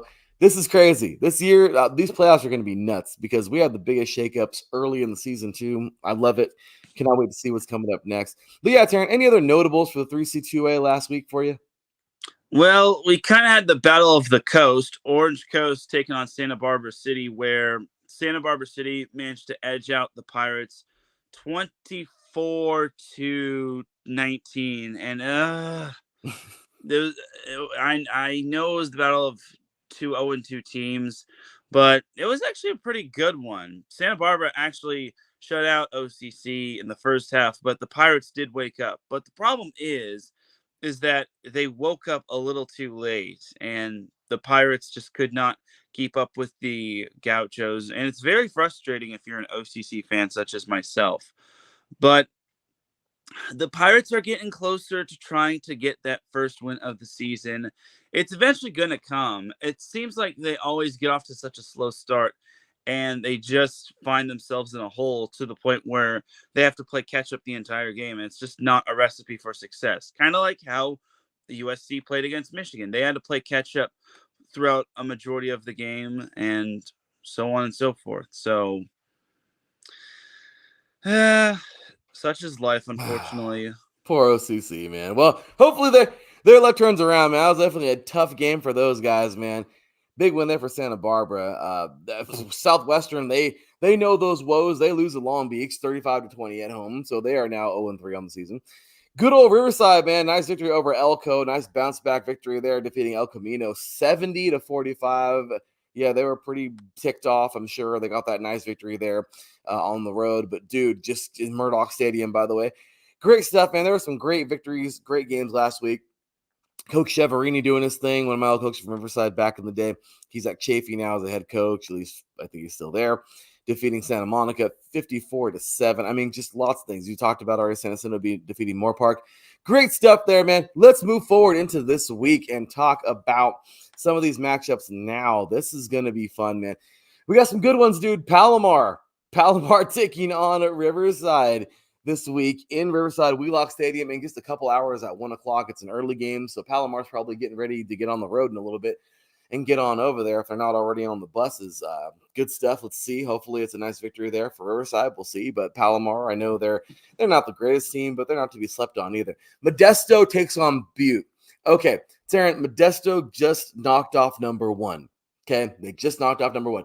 Butte is now, Butte is there. Butte is now number 2 in the country, or in California, which is basically the country for this sanctioning body, the 3CUA. So that should be pretty cool. They're going to play them on the road. Let's see. Can Modesto? I mean, what do you think, Teran? Do you think Modesto is going to pull it off 2 weeks in a row and knock off a top team, or do you think Butte will take this one? This one's so tough to predict, especially since it's number 1 versus number 2. I think Butte definitely has a good shot, especially since they're home. It wouldn't surprise me if they wound up winning. I think Modesto is the safer pick, though. Yeah, I'd like to see it. I'd like to see it happen, man. So we're going to see how that goes. Next up, we got some more. Let's see here. American. Oh, no. Darren, we just talked about American River. This team, American River, kind of fell off a little bit. They're 1-2. They were just number 9. Now they are number 14. And now they find themselves playing that San Mateo team, who is now number 7, who lost last week. Look, Riverside put up 70 on El Camino. I'm just saying. Do you think San Mateo is going to do the same treatment to American River? Or do you think American River could find something and actually pull this game off? What do you think? I think San Mateo can pull it out. I think they're obviously disappointed from last week. I think they'll edge out American River in a barn burner. I think so too. That's be a fun game for sure. We have here Santa Ana and Santa Monica. That's a fun game. I mean, they're not really that high up there. The Battle of Santa. The Battle of Santa. But yeah, man, I'm really excited for this one though, because Grossmont taking on San Diego Mesa. Grossmont's not really that good. San Diego Mesa is their homecoming. I think San Diego Mesa is going to just continue to play great ball, man. They're coming a long way. San Francisco City College fell from grace. They are taking on Fresno City, who's number 4 now in the country. Good job to those guys. This is going to be fun. But this is the crazy thing, Teran. I don't know what happened. I really cannot tell you what happened. We got to look into this. But here on the website, I don't know if you see it on 3C2A website, but Teran, San Bernardino Valley, SBVC, forfeited this week to Long Beach because they are unable to field a team. Oh, no. I'm hoping it's not anything too big. But, yeah, it's rough for San Bernardino Valley. It's kind of like... It's just those rough times. Obviously, last year they went 1-9, and obviously that last game where we both called it the Toilet Bowl, that was obviously demoralizing for their program. I'm hoping it's not the case where players are just quitting, but I'm also hoping it's just not something too serious. So I'm hoping this next week they're able to get some of their players back from like injury or sickness, and they're able to field the team. But that's rough right there. And believe it or not, they and OCC face one another in what could probably be another, I hate to say this, toilet bowl. Just painful. Just painful. Yep. And I'm hoping they don't have to shut down their program, because we've seen it happen a few times with other teams, but I hope it's nothing too serious and big for San Bernardino Valley. Yeah, I'm like looking right now, and I don't know what the hell's going on. I hope everything's okay, but yeah, that's rough, man. SBVC, and we had our runnings with them too. And I played at RCC. We're playing those guys a lot, so really nice field. But what Long a Beach bummer. is clean though. That's a good team though, and I hate to say this, I think Long Beach wouldn't have had too many problems. Yeah, no, even I though agree. you still have to play the game. Yeah, I'm almost positive though. You're right. Golden West taking on East Los. That'd be fun, man. ELAC coming on, or actually Golden West going over to ELAC. Let's see here. Southwestern taking on Saddleback today. El Camino and Moore Park. Allen Hancock and Ventura. Good one. Citrus and Mount Sac, man. Of course, this is their first game at number 1 in a long time, man. Shoot, so I think we used to play them back in the day. Mount San Antonio, like I said, they are currently number 1 in the country, or at least in California. They are taking on Citrus, who is number 15. Teran, does the number 1 upset train continue today? Does Citrus pull off a freaking game over Mount Sac? Or does that end this week and Mount Sac is like, screw this, my ball. I'm taking this thing and going home. There's no way. I don't see Mount Sac losing this one. Nothing against Citrus, but Mount San Antonio is such a good program. They really have improved their program. They have a great coaching staff. I just don't see a scenario where Mount Sac loses at home. If they were on the road, maybe I'd give Citrus a boxer's chance. But Mount Sac, they're on one. And speaking of Mount San anything, Fullerton Mount San Jacinto is going to be a good one. That's right down the street from the house, right here in Menifee, bro. I am excited for that. That should be a good football game, isn't it? Like, that's gonna be a good damn game, man. That one could be a movie right there, right? Fullerton, man, they're number 10 in the country. Mount San Jacinto is ranked. They weren't even ranked last week. They're number 21 now, dude. That's gonna be pretty fun. I'm looking forward to seeing that one. I hope we can. Once again, guys, I don't know if you've noticed, but Teran and I put the freaking links up, guys. We put them up, man. We put the links in our Twitter account, man. Make sure to give us a follow. Check us out. Show us some love. This game right here, 3-and-out CEIE. Hey, if the links are up under like the live video, we put these things up, man, because sometimes these games are better than the freaking ones that we get on TV. So follow this, man. We put them up there. They're free unless they're like paid for games. We're not putting those up. Looking at you, Mount freaking Union. Sorry. Now Union's charging now, so but anyway. But with that said, guys, we're keeping it going here in the 3C2A, man. Some good stuff coming up this week, and yeah, man, really excited for that. Fullerton and Mount San Jacinto is going to be a lot of fun. Cerritos, Orange Coast. I mean, we can only hope for a victory for Orange Coast. Those poor guys, man. LA Pierce, College of the Desert, cool. Antelope Valley, Bakersfield, College of the Desert's playing at La Quinta High School. That's crazy because I wonder what happened to their field. But Glendale, Compton, Sierra Foothill, Reedley, Shasta. I mean, there's some good games going on this week, man. But yeah, the one that I have highlighted the most right now is I don't know why this is my game. This is the one for me. Like, if I got to pick one, that's going to be like, okay, this is going to be a football game, man. I love Fullerton, San Jacinto. I love Citrus, Mount San Antonio. But the one that I'm just staring at is Modesto and Butte. I don't know, man. Can Modesto continue to be giant killers? Like let's see. How about you, man? What's the game that you're just glaring at? Yeah, I think it's going to be Modesto Butte as my top game of the week for the 3C2A. I think it's going to be a barn burner. Yeah, I think that, and then obviously American River, San Mateo. Oh, yeah. In terms of like Southern California, I would maybe have to go with Fullerton, Mount San Jacinto. Yeah. Allen Hancock Ventura could also be an underrated matchup as well. So keep an eye on that one. And I think that's pretty much it for notable matchups for this week. Palomar Riverside is going to be a good one as well. Hey, we can hope. That'll be a good game. I think that'll be a lot of fun to watch. So That's coming up later on tonight at 6 p.m., I believe. So, Teran, that is that. Let's go ahead and jump on with some NJCAA, man, the other college, the other junior college football sanctioning body. Teran, this is, wow, man, last week, the Reavers, Teran, the Reavers get it done on the road.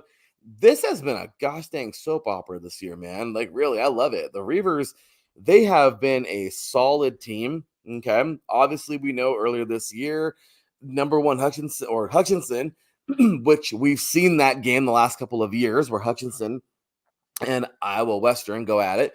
They played the national championship 2 years in a row. Iowa Western blew out the Reavers. The Reavers blew out the Blue Dragons the first year. Last year it was respectable.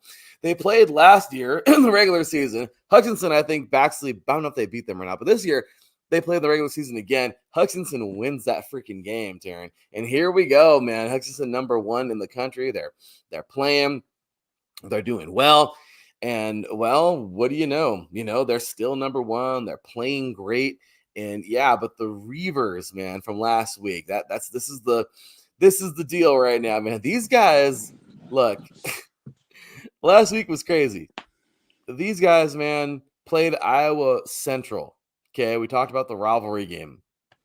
And last week, we knew it was going to be a freaking tough game, and it was, man. We called it an all or nothing for Iowa Central. Iowa Central is now 1-3.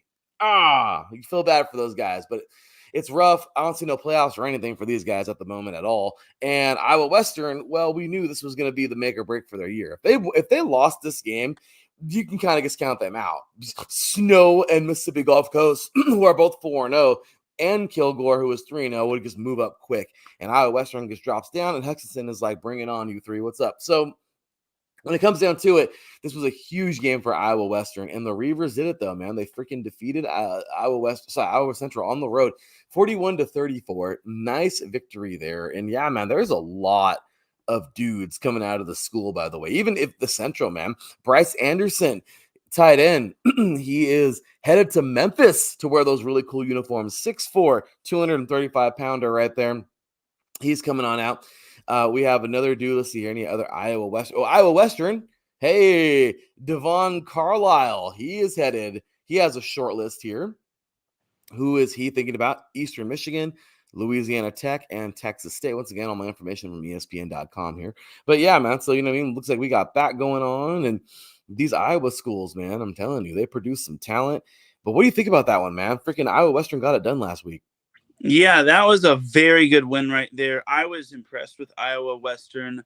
They're still probably one of the more better teams in the NJCAA, and that was such a legendary game right there. It was. It also shows that Iowa Central is still a pretty good team, albeit their 1-3 record kind of shows it. And the old saying goes, you are what your record shows. But that first half was just basically throwing haymakers at one another. So I was just impressed by both teams, and Iowa Western got the job done. But it shows that this is what happens when two rivals from the same state face one another. But Iowa Central is unfortunately on the struggle bus, sadly. Rough go for those guys, man. But yeah, I'm taking a look at this list here on ESPN, by the way. And yeah, Ahmad Johnson, man, linebacker, Iowa Western. His short list is Liberty, and over than DMV and Temple. I mean, dude, these guys, look at this. Even Butte College, man. Look at this. Good old Dylan, LaBarbera. He's headed to be the Wolfpack. Hey, he's heading on over to good old Nevada. Good stuff there. But let's get back to these Iowa schools, see who else is going on. I don't know, that's all I got for now. But yeah, man, once again, keep an eye on these guys because these guys are going to be making some splashes when they get to the NCAA. But great stuff there for them, for the Reavers. Good victory there. So, Teran, really, that was the big one for me. I mean, we said that last week. It was kind of sleepy in the NJCAA. Nothing really that big happened. Georgia Military is 4-0 now. They beat Lackawanna 40-35. New Mexico Military, they were champions a couple years ago. They defeated Blinn 21-16. That was pretty cool. Kilgore and Navarro, man. Texas, a DMV matchup. A DFW matchup there. Kilgore looking good, defeating Navarro 23-13 on the road. That was a good one for sure. Trinity Valley and Cisco winning that one 34-30. So lots of fun stuff going on there in these lower divisions.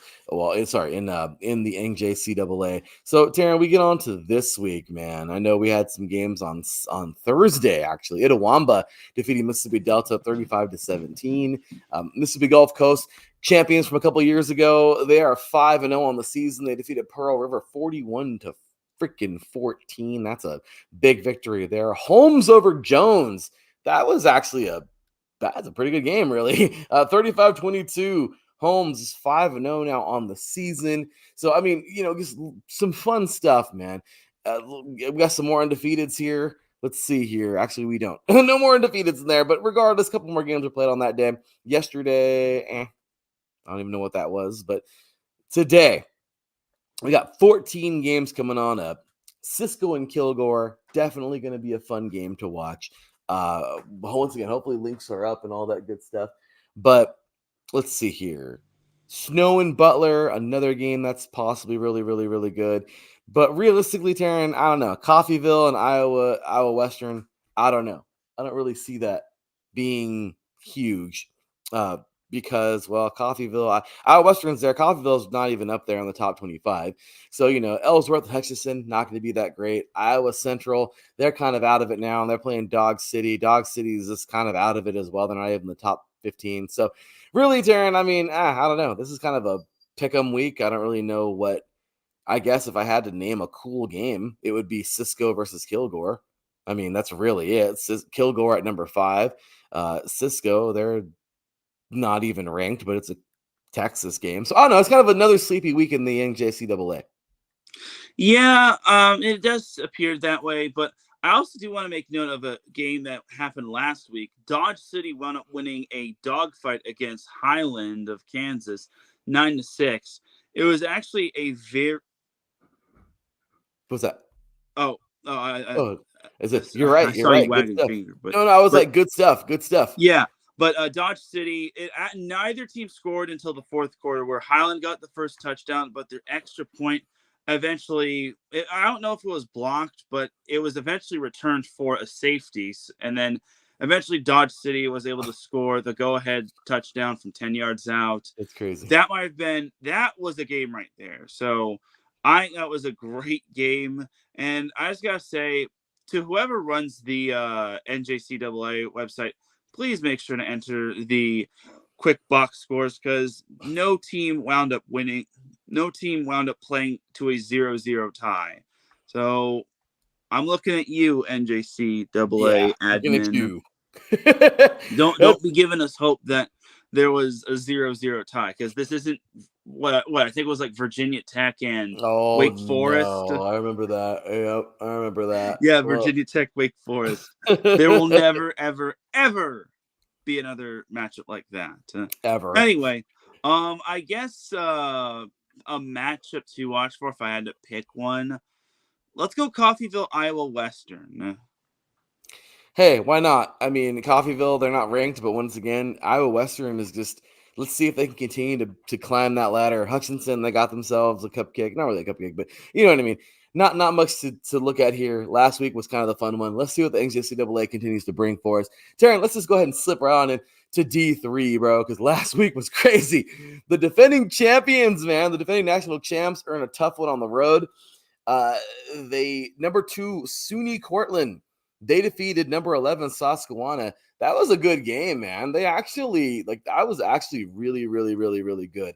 I love the fact that this team, even though they're ranked number 2, the champions, North Central, they're still, the former champions, North Central. I mean, hey, they were just the better team, so they're ranked ahead. But overall, dude, this was pretty crazy seeing this, though. Good old, let me see here. Whoops, let me go back here. Yeah, man, good old Cortland, SUNY Cortland, man. The champs from last year, they get a nice victory, 40-38. Okay, on the road, really tough game there. Cortland was on the ropes, but they pulled it off. That was a game to celebrate for sure for these guys. Another one, Alma. Alma defeats Northern Michigan. Okay, this is kind of weird, Teran. Northern Michigan is a Division II team. Alma is a Division III team. Alma defeated Northern Michigan 44-27. Woo. They're 2-1 now. Northern Michigan is a Division II team. This is the second week in a row they lost to a Division III team. Yeah, that I'm is sorry. rather interesting if you ask me. I mean, I don't know if there were some players that were out, but honestly, that's big right there for the Division Bro. III football world.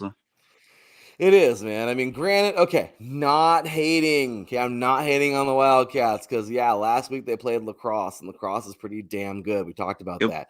But, yeah, I mean, just rough go for Northern Michigan, man. But rough game there. But hats off to Alma, man. These little teams are coming. And then, of course, hey, Teran, we know these guys. Number 4, Mount Union. They escape John Carroll. Teran, this game, one or two more plays the other direction, we'd be talking about a Mount Union upset here, man, or upsetting Mount Union. This was crazy. John Carroll had this team on the road too, and Mount Union pulls this thing off 37-31. But dude, John Carroll, they were number 25. They're obviously going to drop off now, but in-state rival, dude, John Carroll played, man. Yeah, that was a very, very good win. Mount Union obviously proved why they're number 4, but John Carroll, man, that was such a gutty little effort by those guys. What a performance. All right. I mean, what a performance. Big ups to those guys. Another one upset in the DMV, man. Salisbury. They knock off Johns Hopkins, bro. Number 8. That happened. That was pretty crazy. Hats off to those guys, man. Salisbury is getting it done. 41-13. It wasn't even close. Huge victory to those guys, man. And Johns Hopkins is just left with their head spinning. I don't even know what the hell happened to them. They're just tripping out. But a game that I really want to get to, man, Mary Hardin Baylor. Teran, you and I haven't talked about Mary Hardin Baylor in like 2 years. They weren't that good last year. We haven't seen them in the playoffs. They've been kind of down, man. The crusade has been, but hashtag go crew, man. That's CRU. These guys they're back at it, man. It was an upset last week. Mary Hardin Baylor, man. They're number 14. And, I don't know. Like I said, they were ranked, but they're I don't know. If you're not in that like top 10, it's kind of hard. You know what I mean? You're not really taking that serious. Mary Hardin Baylor had a tough year last year. They worked their way to 14 this year. And look at this, dude. 35-17. They defeated Wisconsin Whitewater. Wisconsin Whitewater is a very good football team, as we know. And dude, this is it. Like, they knocked these guys off. What a freaking victory. I don't think Mary Hardin Baylor was ranked, dude. I really don't think they were ranked at all. They won this game, knocking off number 3. Whitewater they just freaking knocked off a D2 team. I mean, this team is good. Well, guess what? Mary Hardin Baylor is back at it. They're ranked number 14 now. Let's go. How about these D3 games, Teran? Yeah, they were very amazing. And Mary Hardin Baylor, I remember when they were pretty darn good, and then they kind of had a fall from grace. But maybe this is the game, or this was the win that they need to basically get back on their high horse.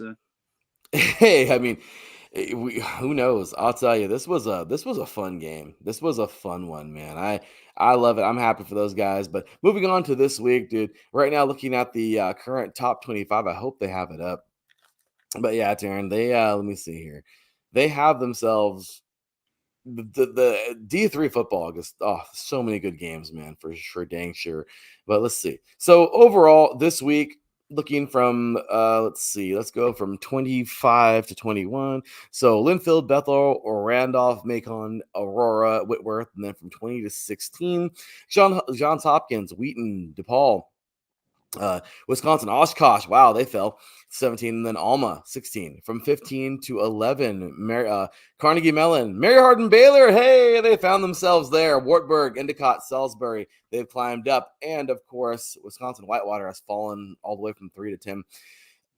They are number 10, obviously. From 10 to 6, we have Susquehanna, of course, 9, Grove City, Hardin Simmons, River Falls, of course, Wisconsin River Falls, and then the current top 5, St. John's, the Johnnies, Mount Union, Lacrosse, Wisconsin Lacrosse, Cortland, and number 1, of course, North Central. So there you go, Division 3.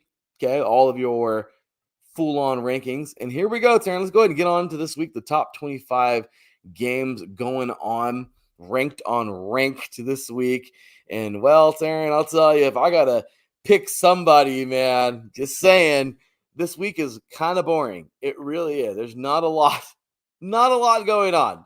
But I don't know. I might just say this Mount Union team, they're playing Baldwin Wallace. I don't know. I mean, should Mount Union be a little scared? They're not good, but should they be like, are they shaken, do you think, or no?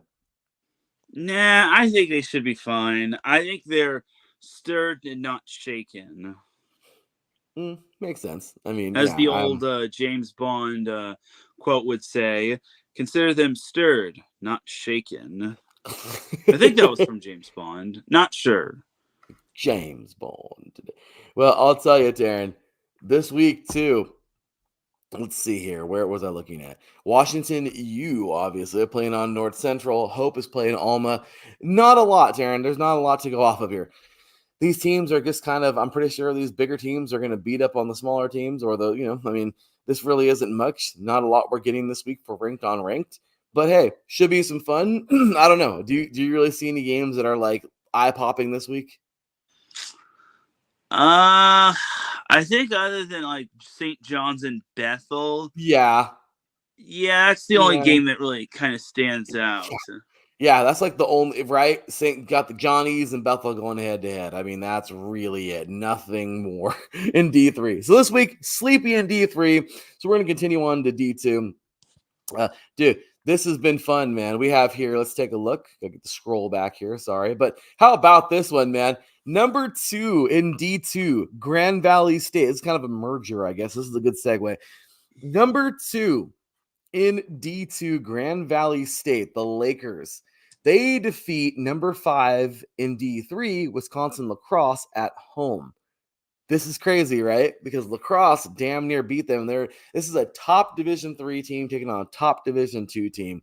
This was an incredible game to see 2 top 5 teams go head to head, and it was just what we might have thought. Grand Valley State got the better of Lacrosse, but dude, Lacrosse is a potent team to be able to take on a top Division 2 team like this. How about that game, dude?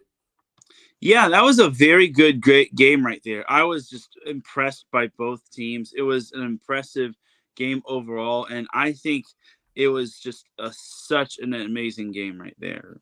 It was. I love it. I love the fact that this team has a there's something there, for both of these teams. It's really cool. Really, really fun game to watch. Number 2, Michigan Tech.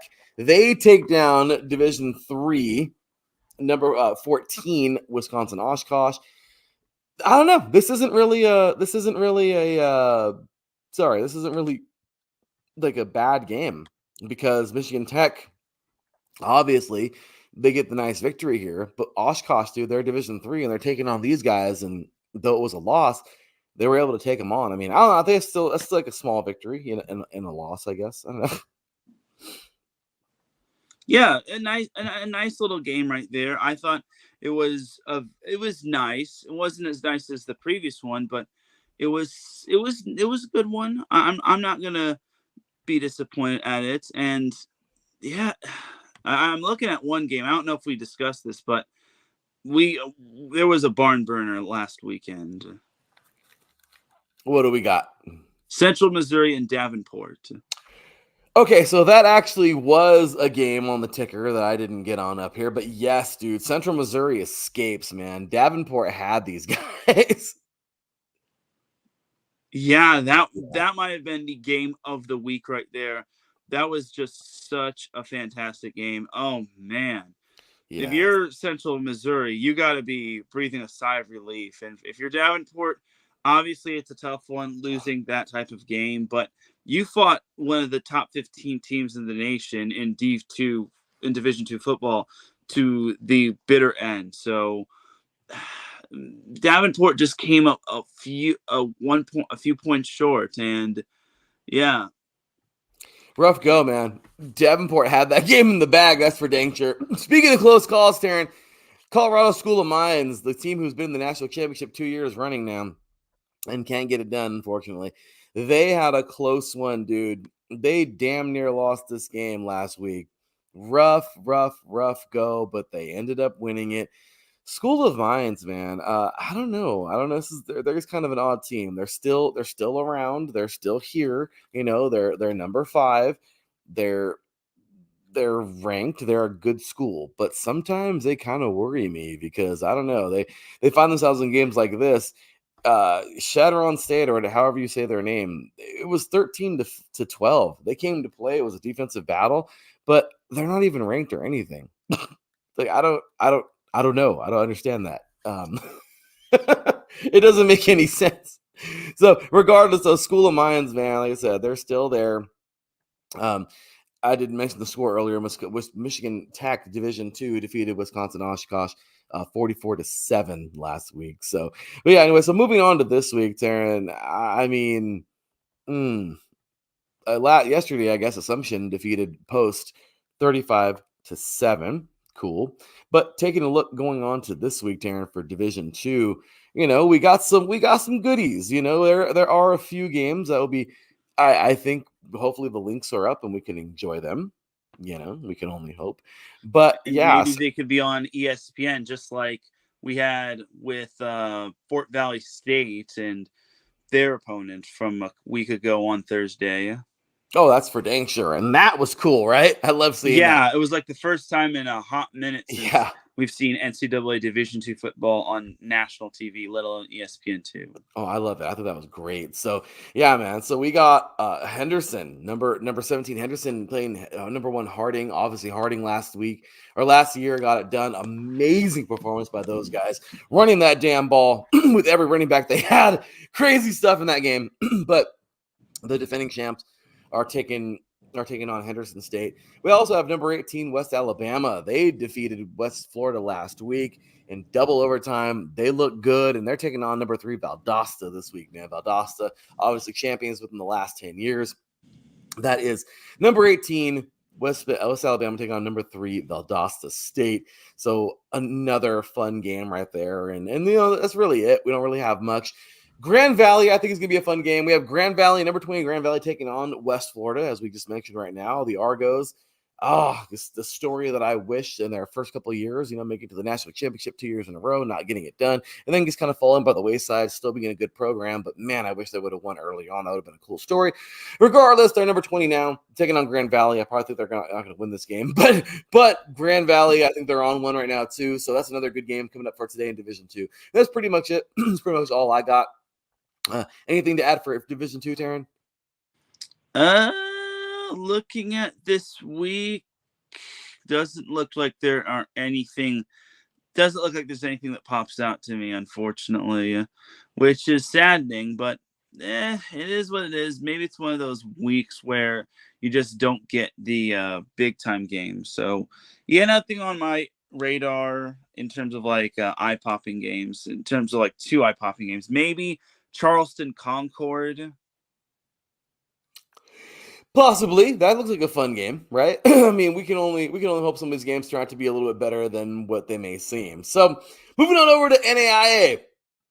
Dude, this has been crazy. Courtesy of NAIA.org, /sports/F-ball, football, of course. This past week, man, there are some goodies. Got a big shout out here. I love their players of the week that they do here. Looks like we have the offensive player of the week. This is Gunnar Yates, Southern Oregon sophomore running back. Rushed 31 times for 293 yards and had the first 4 touchdowns for SOU in their upset of 9th-ranked College of Idaho. His rushing yardage total was the highest for any Raider since 2003, including the Las Vegas Raiders. Hey, I'm sorry. Anyway, he now leads the NAIA in rushing yards per game, 160, and ranks 2nd in rushing TDs with 9. That's awesome, man. So hats off to that guy, man, Gunnar Yates. Next up, NAIA Defensive Player of the Week, we have Parker Fryer, Northwestern Iowa, out of Northwestern Iowa, of course. They were national champs a couple years ago. He's a senior linebacker. Let's see here. Was a force defensively, totaling 12 tackles with 1 interception and a tackle for a loss. Has reached double-digit figures in tackles in back-to-back weeks and currently sits tied for the 2nd in the conference tackles per game at 9.7.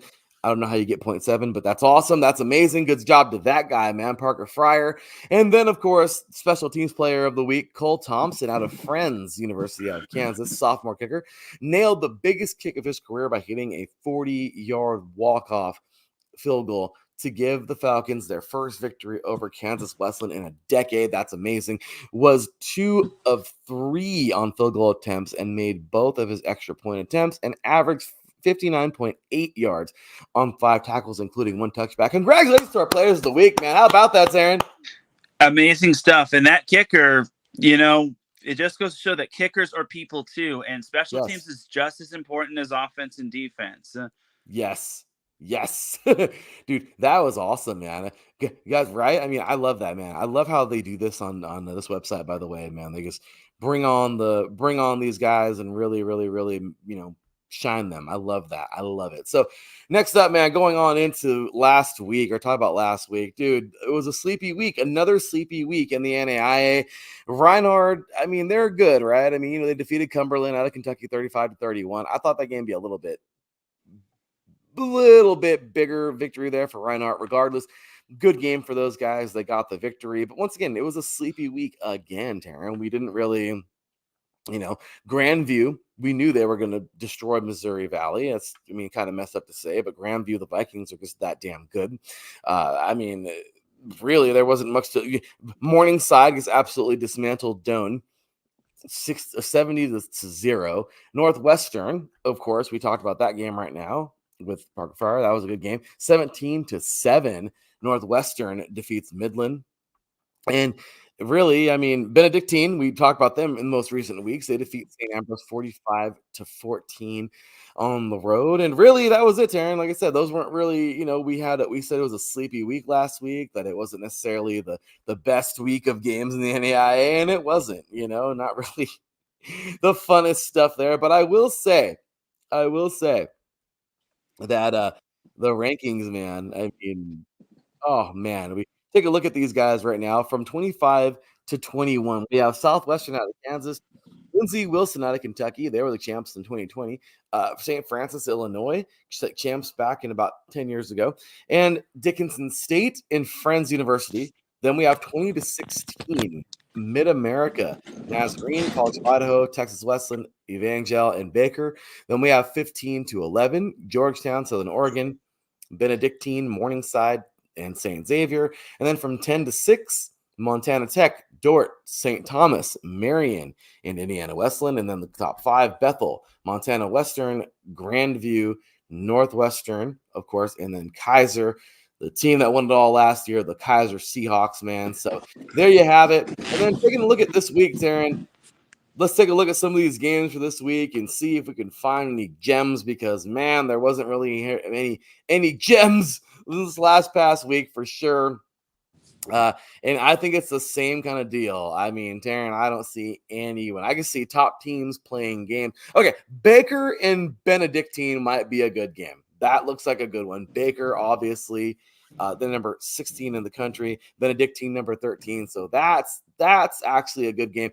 I hate to say this, Teran, but that might be the game. That would be the game of the week, because I don't see any other games that look decent this week. And nope, I don't see any of them. What do you think, man, for the games of the week? Yeah, it looks like a quiet week. Maybe, hence the word maybe, St. Thomas and Florida Memorial, because that is their conference opener. And it's the Miami of the Miami Gardens. It's the Sun Conference opener for both teams. So maybe that one. Other than that, I don't think there's anything that stands out too much. Maybe Reinhardt and Georgia of Kentucky. But that's pretty much all I got, in my opinion. Yeah, I don't really see much there. So we'll go ahead and move. And really quick, guys, I want to go back to D2 really fast. I did not read off the top 25. My apologies. So courtesy of D2.com, we have here D2football.com. From 25-21, Carson Newman, Colorado State, Pueblo, Central Oklahoma, Charleston, and Bemidji State. Then we have 20-16, West Florida, Augustana, West Alabama, Henderson State, and Ochita Baptist. From 15-11, Emporia State. Impressive victories this year. Indianapolis, Western Colorado, Lenoir-Rhyne, and Central Missouri. Then we have from 10-6, Slippery Rock, Central Washington, cuts down Colorado School of Mines. Dang, that's crazy. They fell. They won a game and fell. because it was so close to a team that was unranked. That's crazy. And then Ferris State, and then champs a couple years ago. And then, of course, we have the top 5: Pittsburgh State, Minnesota State, champs from a couple years ago as well. Valdosta State, champs from the last 10 years. Grand Valley State and Harding, the champs from last year. So there you go, man. A little bit of goodies there. And there you have it. All right, Teran. So what we're going to do is we're going to take ourselves a quick break. When we come back, we're going to jump into a little FCS. After that, we're going to get our picks and then get on out of here. You are listening to 3 and Out College Edition right here on iSports Radio, your direct feed for all that's sports. We'll be right back after this.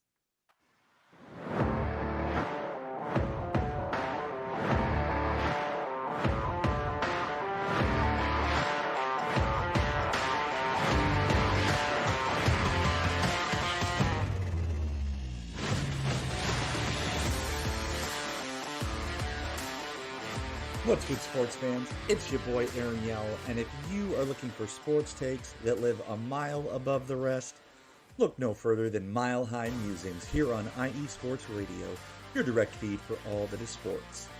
Want to talk about NBA MVPs and champions? Yeah, that's us. Perhaps a baseball team that no matter how they play, you just can't quit them? Yep, we've got that too. What about Stanley Cups, NHL award winners in the burgundy and blue? Got it. How about Buffaloes that run, pass, shoot, dunk? You bet. For all things Colorado sports, look no further than right here every Sunday at 10 Eastern, 9 Central, 8 Mountain, and 7 Pacific. Because if that light is red and the kids are in bed, you are listening to Mile High Musings, where we praise the Lord and cheer for them Denver Broncos. Stay good, sports fans.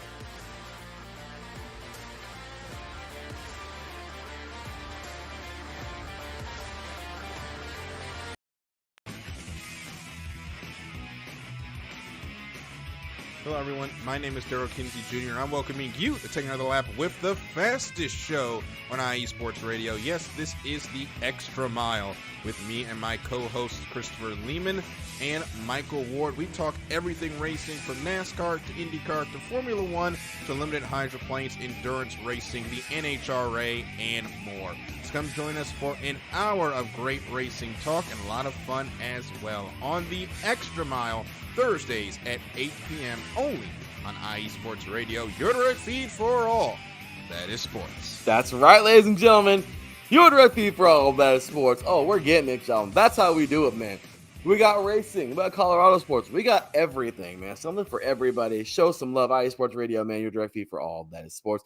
Appreciate you, Daryl, Chris. We got to fix that banner, too. Gen D is now part of that show. Thank you, Mr.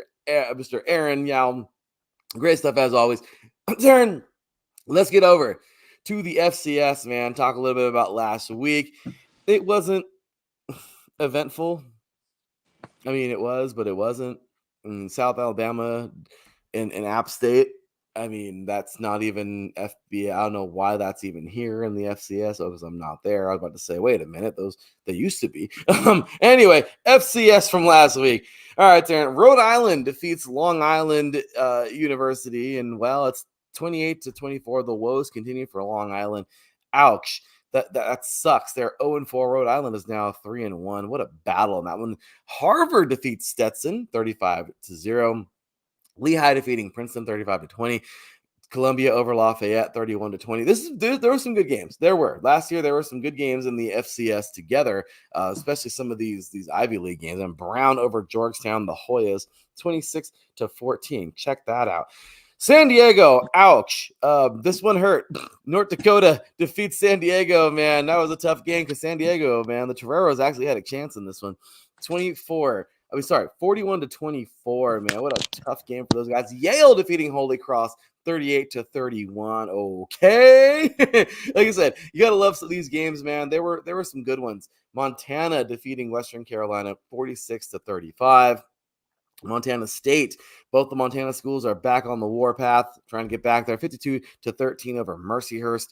Big game there for those guys, continuing the winning going. And yeah, Teran, so really, when you look at the FCS, you think of, okay, I hate to say it, but a lot of these games are cupcakes for the freaking big D1 schools. But also, you see a lot of teams that are like, okay, this is good. Kind of like Idaho. They dropped down to be competitive to the FCS. Only team in history we talked about last week to ever drop down from the FBS to the FCS. And they're doing good. They're 3-1. They 27-24 of Abilene Christian last week on the road. They got a nice victory there. There you go, right? There was some more, but obviously I like to leave some for you there, Teran. So what do you think, man? Last week, FCS football, what did you think of some of those games? Yeah, I thought some of them were good. I thought there were some exciting games. There were some ones that went down to the wire and eventually were decided by one score. And those are the type of games that we love. Trying to look at something that popped out at me this past weekend. Other than San Diego State blowing out Southeastern Louisiana, yeah. Well, Now, I should go back to the San Diego game. I actually did think that San Diego wasn't going to win that one. I'm sorry, but they were kind of due for a clunker game. And despite them leading at halftime, they just could not hold off North Dakota. And those Midwestern schools, those North Dakota schools like North Dakota State, South Dakota State, South Dakota, those teams are good. So I kind of figured that San Diego was kind of due for a little bit of a clunker game against a team like that. But they're nothing to, hang their heads over. I think that San Diego just lost to the better team, and they were on the road and having most of their games, if not all their games that was their first road game. Having their first two games in San Diego didn't really do them any favors. They didn't really have any familiarity on the road. And now they got another road game coming up against Drake. No, not Aubrey Drake Graham. Drake from Iowa. Drake Bulldogs.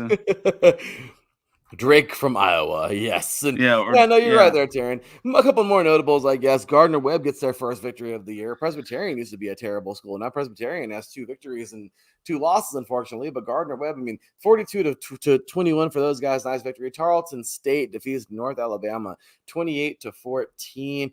Because, good football, man, in the FCS when they're not tampered with the freaking FBS. Hampton defeats Howard 27-20.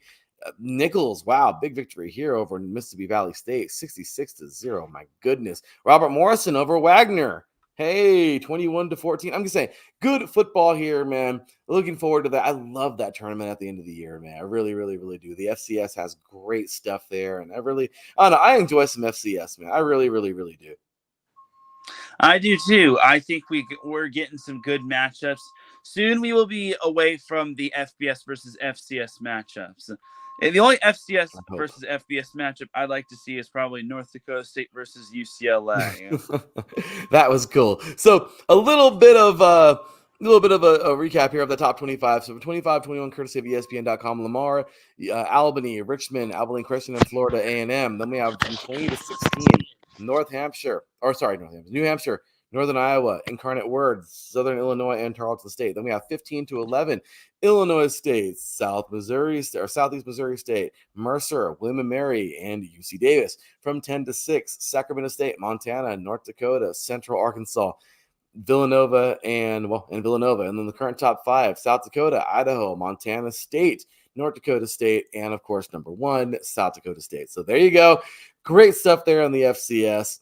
Lots of fun with these games this week. Like I said, nothing really exciting, really at all. I just don't see it. Montana State taking on Idaho State. Yay. I don't know. I don't know. I just don't see it. There's just nothing really fun there. So anyway, with that said, let's go ahead and continue it on here into the FBS, man, and get those picks, man. You got to pick along with us now because we already recapped to start off the show with the recap of the FBS. We don't want to save it till the very, very end, but we do want to save our picks to the very end. And well, Teran, this is it, man.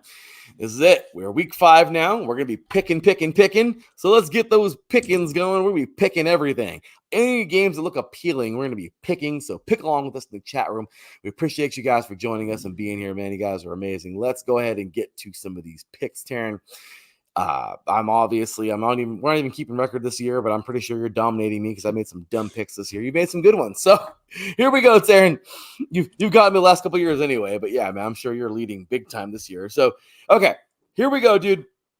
Ole Miss, number 6 Ole Miss taking on Kentucky. Are you even excited for this game? No. No. I mean, Kentucky almost beat Georgia. Maybe they might have a shot against Ole Miss, but Ole Miss should be a lot better. They should be. Obviously we got them winning, but whatever. Purdue in Nebraska, 3-1 Nebraska, 1-2 Purdue. What do you think?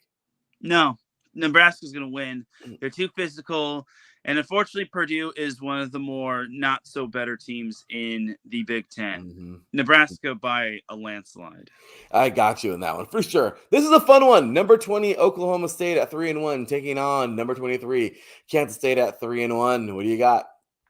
Now that's going to be a good one. I think I'm going to go with Oklahoma State. Yeah, give me the Cowboys in that game for sure. Number 22, BYU at 4-0, Baylor at 2-2. Should BYU think, hey, Baylor should be a challenge, or is this just like a no BYU for sure? I want to see BYU continue their hot streak. I think BYU is a fantastic team, but let's see how they fare outside of Utah. Agreed. Indiana this year is looking pretty good. 4-0, Maryland 3-1. This looks like a pretty fun Big Ten game, even if it's under the radar. What do you think, Teran? I will say Indiana in a close one. Give me the Hoosiers over the Terrapins. Yeah, I'm taking the Hoosiers too in that game. Buffalo with an upset last week. They're playing UConn, who really isn't that great at 2-2. Do you think Buffalo wins this thing, or do you think UConn wins at home? I think Buffalo's going to take this one fairly easily. That'd be pretty fun. 3-1 teams go head-to-head here. West Kentucky Hilltoppers and the Boston College Eagles. I'll take Boston College. BC for sure. Northern Illinois, NC State, 2-1, 2-2. Does NC State get a rebound victory here? Yeah, I'll take NC State over NIU. Yeah, I think so as well. Some of these games, like I said, not even worth mentioning. I mean, yeah. Holy Cross, Syracuse, Navy, UAB, South Florida, Tulane, and Ball State, James Madison. Texas State, Sam Houston State. Even though Sam Houston's actually come a long way, man. They're getting it right now, playing at this high level. I was pretty excited to see them up there. Okay, here we go, Teran. Wisconsin, 2-1. Our stupid Trojans at number 13 at 2-1. What do you think? I gotta go USC all day. It's a sellout at the Coliseum. USC has to come up big. Please don't make me look like a fool again, USC. We can only hope. Let's go SC fight on. Number 15, Louisville at 3-0. Taking on number 16, Notre Dame at 3-1. This should actually be a pretty fun game. That one's probably going to be the best game of maybe the bunch, in my opinion. I think that might be the game of the, I wouldn't say game of the week, but game of the slate.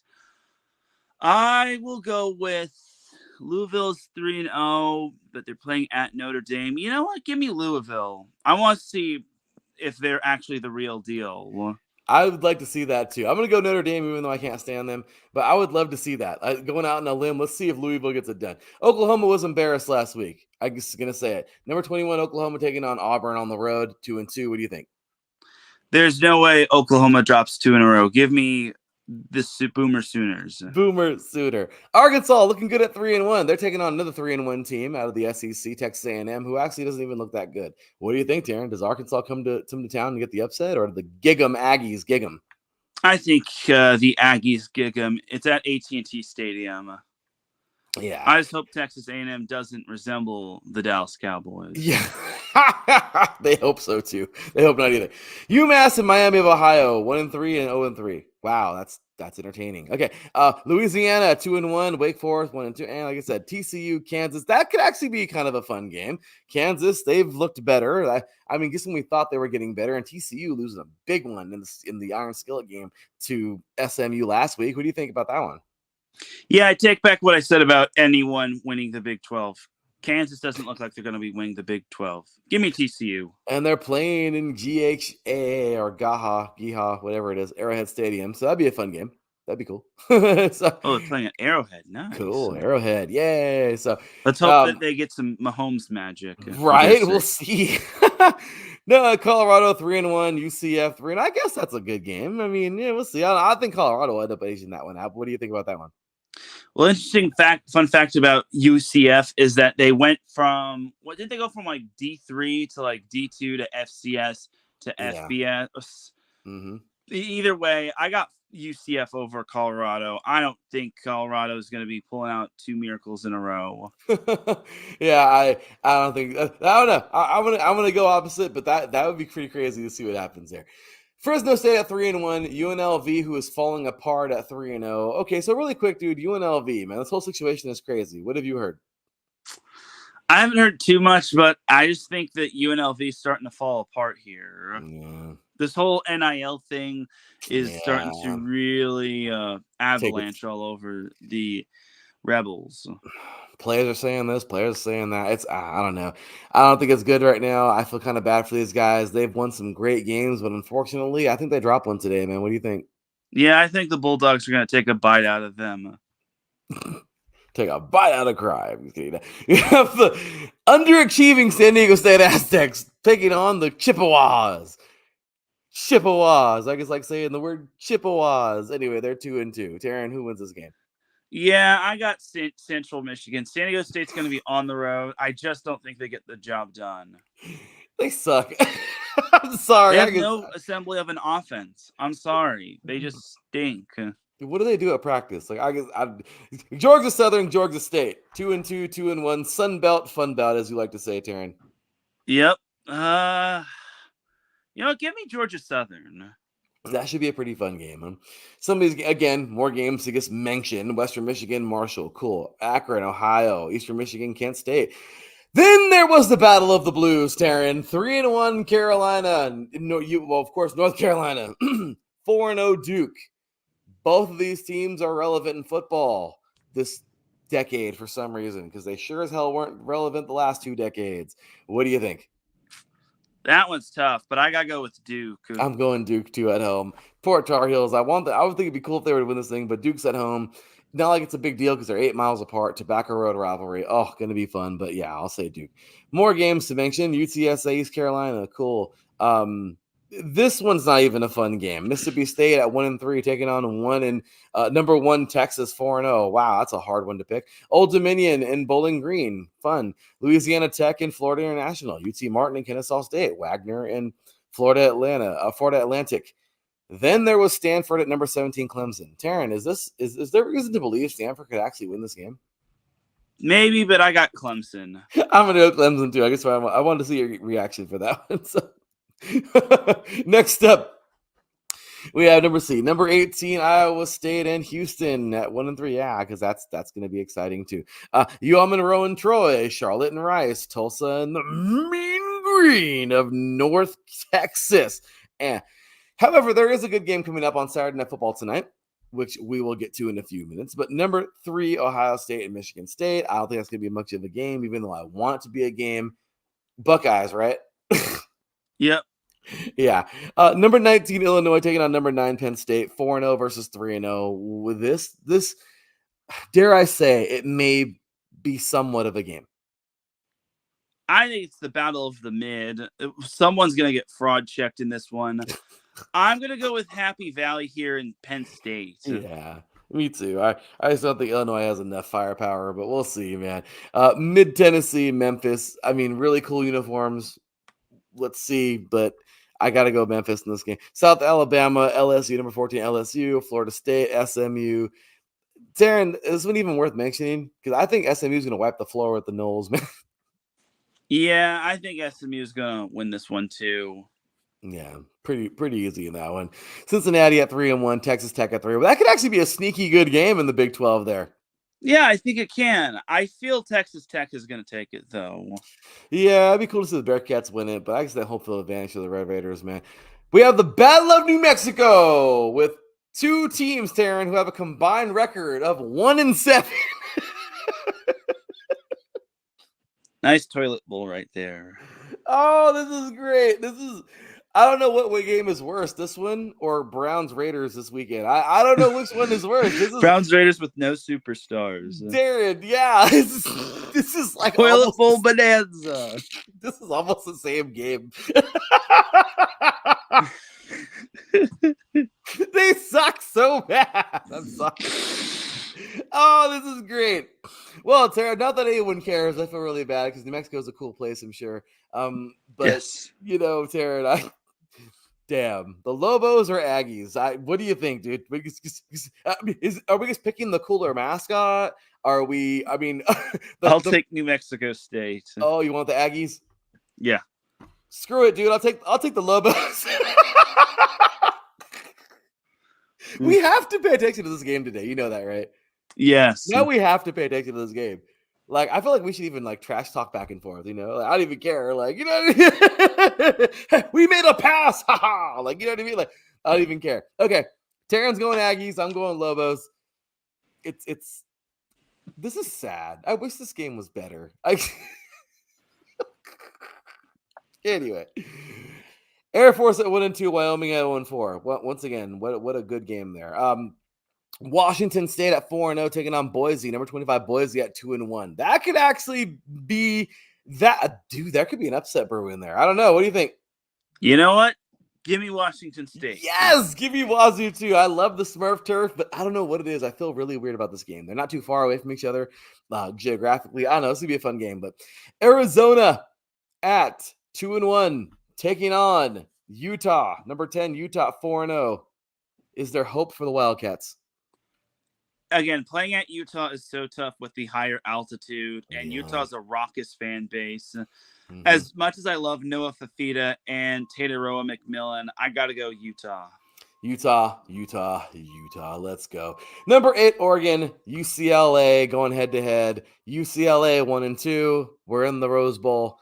Oregon coming in at 3-0. Oregon has had some rough goes this year, even though they've barely won some games. They're favored by 25.5 points. Teran, what do you think?